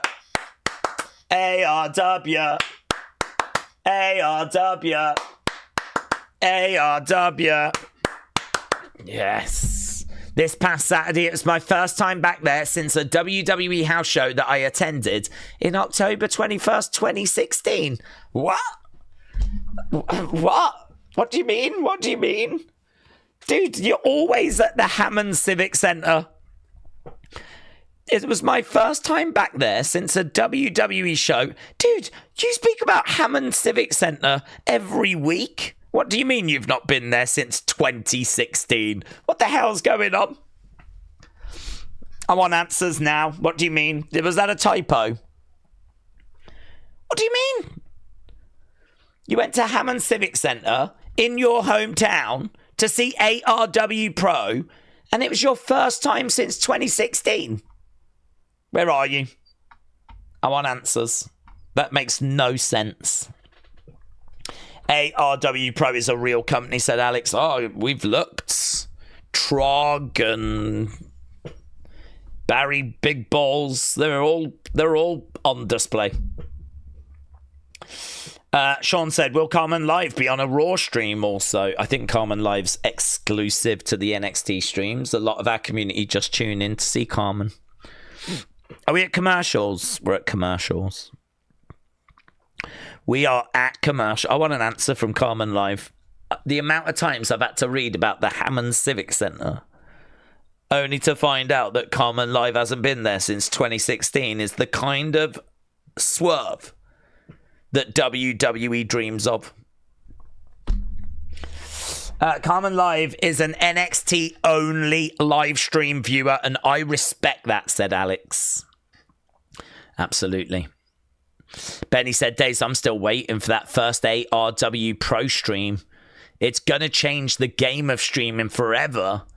It's wrestling that has been there for us. Do you think Jada gets the dub? Well, I don't know who gets the dub, but you know, we've heard things. Jennifer said, I'm trying to convince my co-workers for a girl trip to Vegas. I'm in. Jennifer, you don't need to convince me too much. I'm in for a girl trip to Vegas. Me and James will go. If we go in June, the rooms on the strip are just $50. Are they? $50 for a room? For a girl trip? Oh my God. That means we can spend extra money on Prosecco. Yes. That's a drink girls like, you know. I know everything about girls. Where's Carmen? Where's Carmen? That might be a bit creepy. Not for me and James. It will be for the girls. Okay, we're back. Okay, Dark State have took out the Hardys. Oh my God. Wrestling fan, you're right. ARW Pro will be at the... Don't answer someone else, Carmen. Don't go... Oh, yeah, that's right, wrestling. That's the question. Hello? Carmen? Okay, Hard is down. Days I might go... That wasn't the question, Carmen! Days I might go to the St. Mary Hildebrand. Hello?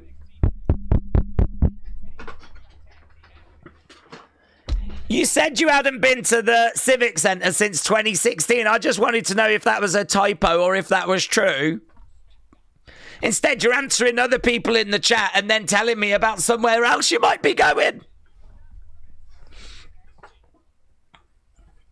Blimey now. Right, we're about to get underway with this Battle Royal.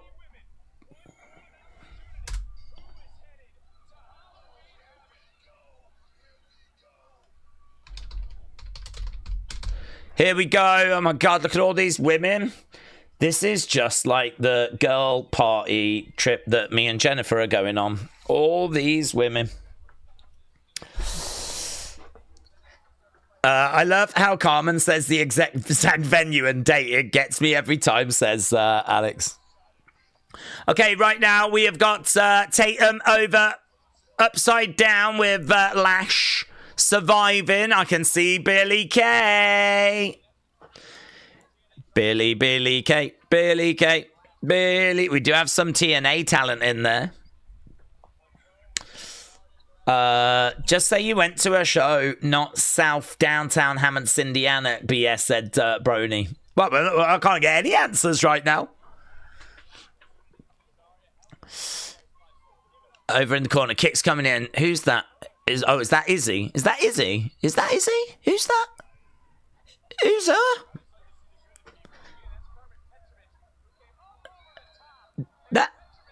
That's Carmen. Inspiration eliminated Carmen. I did not recognize Carmen. I feel like that's slightly different ring gear for her. Carmen eliminated.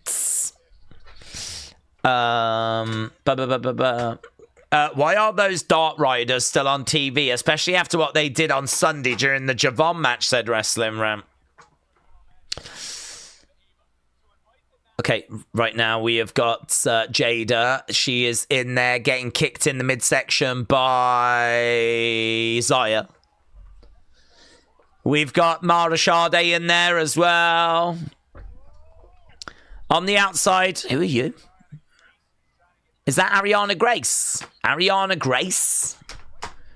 She's got different gear than I've seen before. Oh, look at her tights. Her tights are all ripped. We got Ariana Grace and Victoria Crawford. Grace wants to shake hands. Is this going to lead to an elimination? What's happening here? Here's Jordan. Jordan has eliminated both. Ariana Grace eliminated. Victoria Crawford eliminated. There we go. We got some Kendall Gray. Kendall. Daze. The reason it was my first time back. Here we go. We got an answer. Well done. We've got an answer. The first time it was my first time back since October 21st is because I didn't attend the WWE house show that they did in 2017.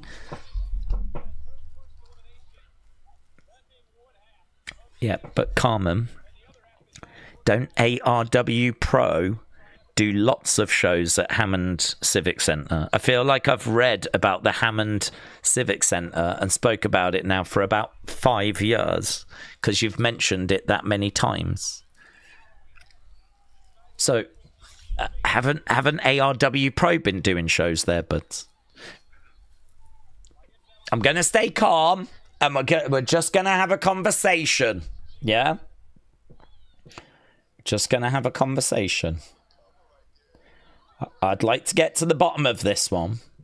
The reason it was my first time back, I didn't attend the show. Okay, did I reread it? Did I misread it?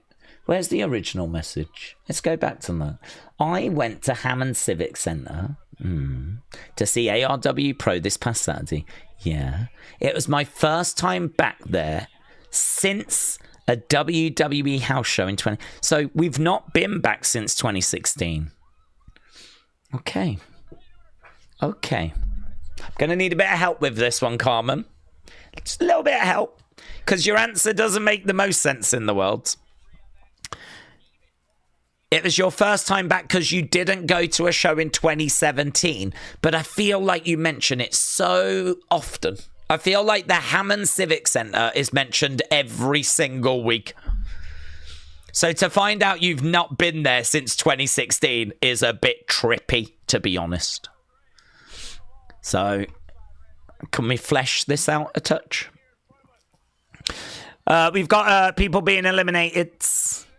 ARW Pro never hosts a show at Hammond Civic Centre. Well, then why does it get mentioned so much? Why the flip have I read about it? And why have you spoke about it? I haven't dreamt it. Hammond Civics. I don't have dreams about the Hammond Civic Centre, Carmen. The amount of times I've heard that flipping venue. Only to find out you haven't been since 2016. ARW Pro never host a show at the Hammond Civic Centre. The show they did Saturday on October 11th was the first time ARW Pro ever have performed at the Hammond Civic Centre. So why do we talk about it? I've never spoke about a venue so much in my life. I've spoke about the Hammond Civic Centre more than I've spoke about Madison Square Garden. And now you go, well, I don't know why, because ARW Pro don't even do shows at the Hammond Civic Centre. So, well, it's lovely having you around, Carmen. Honestly, it's a treat. It's a never-ending treat. The swerve is monumental. Absolutely huge. To find out that the Hammond flipping Civic Centre doesn't even host wrestling. Jada is on the outsides. It's just changed everything I know about pro wrestling. I thought the Hammond Civic Centre was a hotbed of professional wrestling. Lash Legend in trouble. We've got all the women. Bang! Lash Legend is out. Come on, why do we talk about the Hammond Civic Centre so much then? If WWE don't go there and ARW Pro don't go there, why do we always talk about it? Right, I'm at commercial break. I want answers. We're at commercial break. This is, I think, our last commercial break. Oh, my God. Carmen, what does the Hammond Civic Centre host? Why do I feel like we talk about it every week? To find out that WWE hasn't been there since 2017 and ARW Pro don't even do shows there. Daze, the reason I keep mentioning it is because I was excited for the show they were doing on October 11th. No! You mention it all the time. If you're excited for a show, you'll talk about it a month or two in advance. We've been talking about the Hammond Civic Centre for years. I can go back on previous NXT streams. Probably from flipping 2018, where we're talking about the Hammond Civic Centre. I can't even name any other civic centres. It's the only civic centre I know. That's how much we've spoke about it. ARW Pro at the Hammond Civic Centre. You've drilled that into my brain. It's like word association. If someone went Havoc Civic Centre, I'd be like ARW Pro. Like that. I wouldn't even have to think. If someone was like, where's ARW Pro held? I'd be like, Hammond Civic Centre. It's just connected in my brain now. And now you're telling me that it's got... that's the first time they've ever been there. Oh, my God. What's on? Perhaps there's other shows. Isn't there other things that you mentioned? What the flip is going on? Just when you think you know. Just when you think you know, you don't know. Where's the Hammond Civic Centre website? I'm going to that right now. Events. What wrestling do they put on? Right, they've got kickboxing. They've got MMA. Right. What else have you had on? What have you had on? Contact, about, the arena, fitness centre and pool. Oh, this website sucks. Let's click on this. Welcome, where history hosts the future. So there's boxing, but I mean, there's not a list of what they've had on. Oh, Jesus Christ. Unbelievable. The Hammond Civics. I can't be the only one that's heard about the Havoc Civic Centre at least flipping 50 times. 100 times. Now it turns out, no, it's not even real.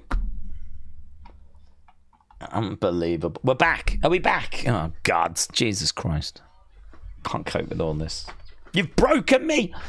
You've broken me, Carmen. You've broken me. Suplex there by Thea. Thea Hale is in the match.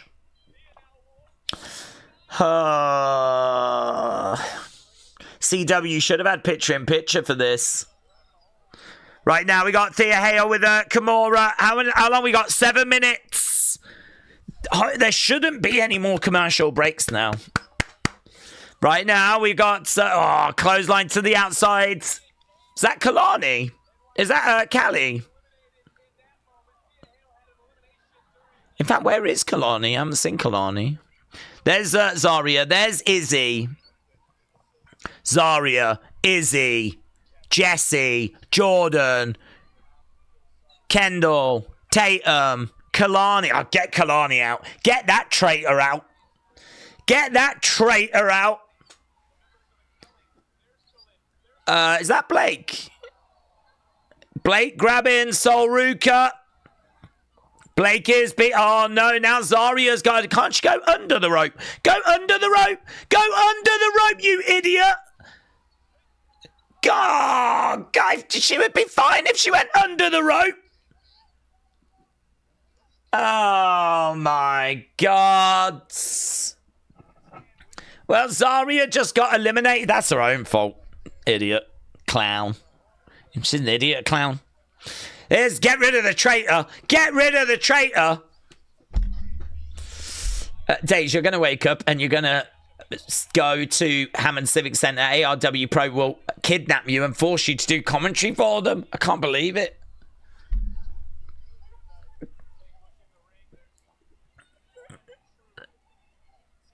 No, don't eliminate Kendall. Oh, God. Guys, I'm watching Billy Kay battling away with Kendall Gray. This is like a fever dream. Kendall Gray just eliminated Billy Kay. What the flip? This is wild. Kendall Gray goes hard in the corner. Jordan on the outsides. Through the ropes. Kalani over the top. Go. Get rid of a Jordan. Get rid of a Jordan. Kalani and Jordan are battling away. Kalani is dangling. Oh, God.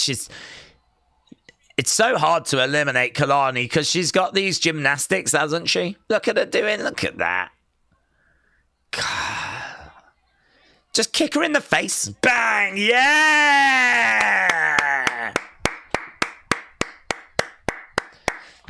Na na na na, hey hey hey, goodbye. Right now we got Jordan in one corner, Izzy in the other, Kendall in the other. Kendall. We're Team Kendall in this house. We're Team Kendall in this house. I think they're Team Kendall as well. I can hear Kendall chants from the crowds. Wow, Kendall and Jordan both skinning the cat. Big boot there by both women. Tatum charging over, as is Izzy. We got Tatum and Kendall battling away. Clothesline, duck underneath there by Kendall. Kick coming in, kick to the midsection. Chop coming in. Bah! Big shot, Kendall against the ropes. Are they chanting Kendall? Are they chanting Kendall? Kendall. Going in. Boot there by Tatum. Oh, flipped over. Lands on her feet. Shot misses. Shot coming in by Izzy. Kick coming in there by Tatum. Izzy. Slams Jordan Grace down. Big boom. Oh my God. Lovely sell there by Kendall. She went down hard. Over in the corner. She is being picked up. She's upside down in the corner at the moment. Izzy throwing in some shots to Kendall. Kendall's done really well considering she's an evolved talent / borderline NXT talent. Izzy has got Kendall. Oh, reverse there by Kendall. DDT on Izzy. Kendall. Oh, I see that there. It was like Matrix.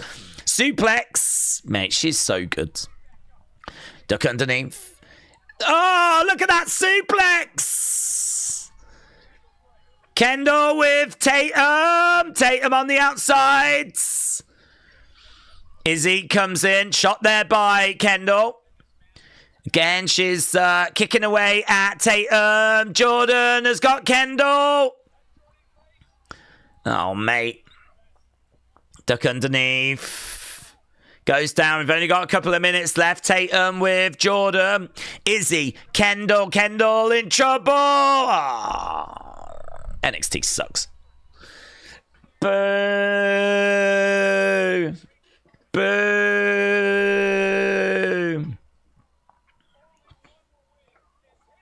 Sucks. Clothesline. No, they both get eliminated. Tatum wins.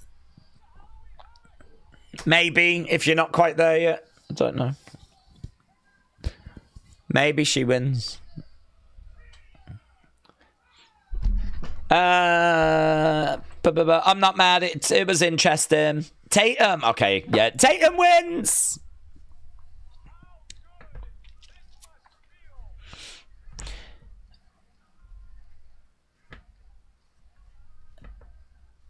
Tatum wins, and that'll be a very well received result.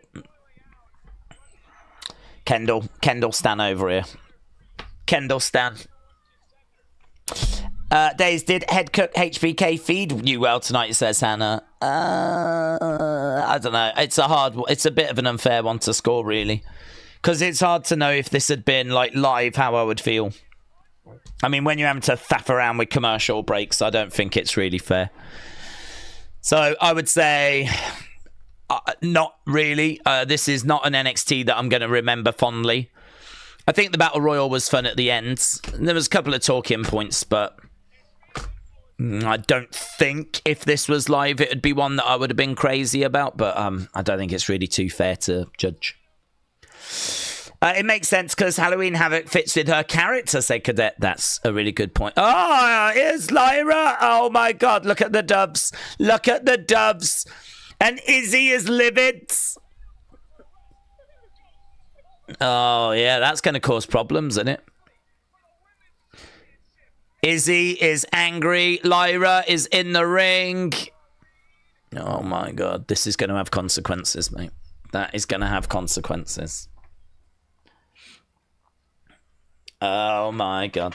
Tape shows are always mids, said James. We know this.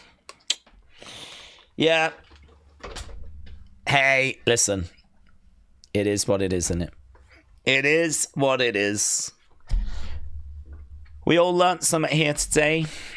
We learnt that Hammond Civic Centre is not the powerhouse of a wrestling venue that we thought it was.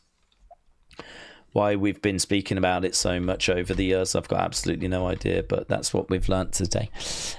We've also learnt as well that Lainey Reed is going to be the new member of Fatal Influence. So, I mean, there was a few things in there that were noteworthy, but tape shows, that's how I feel about that. Anytime I try to watch the show, it sucks, but it's fun here. And Daze, chat, you entertain me. Metal Mama, shout out to you. Yeah, I mean, I would not, if I was trying to convert someone to become an NXT fan, I would not, this is not the episode I would use. Robbie said, Blake Monroe will be champ by Deadline or New Year's Evil. James said, I've been telling you this for years. What about the Hammond Civic Centre? I think I just so wanted it to be true. I think I was just so desperate to believe, you know, sometimes you just want to believe so much that you just can't hear logic. You just can't hear it. So here he is. Here he is. Yeah. Here he is. Carmen Live 1. Daze. The Hammond Civic Centre also hosts sports and events, concerts, circuses, job fairs, and parties like 219 Day. It's a celebration that is dedicated to the Northwest Indiana and Cinco de Mayo, besides wrestling shows. Well, Carmen, thank you. The confusion comes from the fact I feel like we've spoken about that venue so much, and I feel like in my world, you've been there like at least once a week. for the past 20 years. So to find out that that was your first time going since 2016 has just been a real shock to me. And I would imagine to a lot of people in the community as well. I'll get over it. It's fine. This, I don't think, is going to have any long-term repercussions for our relationship. But it's just been a hell of a shock. It's been a real eye-opener. And, you know, at my age, you can't afford shocks of this magnitude too often. Would you rather have WrestleMania 43 in Saudi or the Hammond Civic Center? Oh, it'd have to be Saudi because the Hammond Civic Center apparently don't do wrestling. Pen and Sword said, damn good episode of NXT. Congrats to Tatum. Glad to see some focus on the tag division. And welcome back, OTM, said Pen and the Sword. Pen and the Sword, shout out to you. Opala said Daze versus Carmen, Civic Center 2026. No, the Hammond Civic Center don't do wrestling. We've learnt that today. Big Time said, Daze, I do wonder what if Zayda Steele was told that her contract wasn't being renewed, and if she worded it in a way where it seemed like she declined. It happened in a week where contracts weren't being renewed. The only thing I don't know is why they wouldn't renew her contract, because there seemed to be so much optimism around her. I mean, they put her in the Vanity Project and had her on TV on a regular basis. So, I mean, I know, like, that's not a guarantee that she was progressing at the speed they would want, but they seem to be really invested in her. So, Nick said, not a bad show, but it could have been better. Carmen said, Days, I might go to St. Mary Hildebrand Hall in Griffith, Indiana to see Backbreaker wrestling this Saturday. Well, honestly, it'll probably turn out you haven't been there since 2008. Akeem says 5.5. But if you do go, Carmen, I hope you have a lovely time.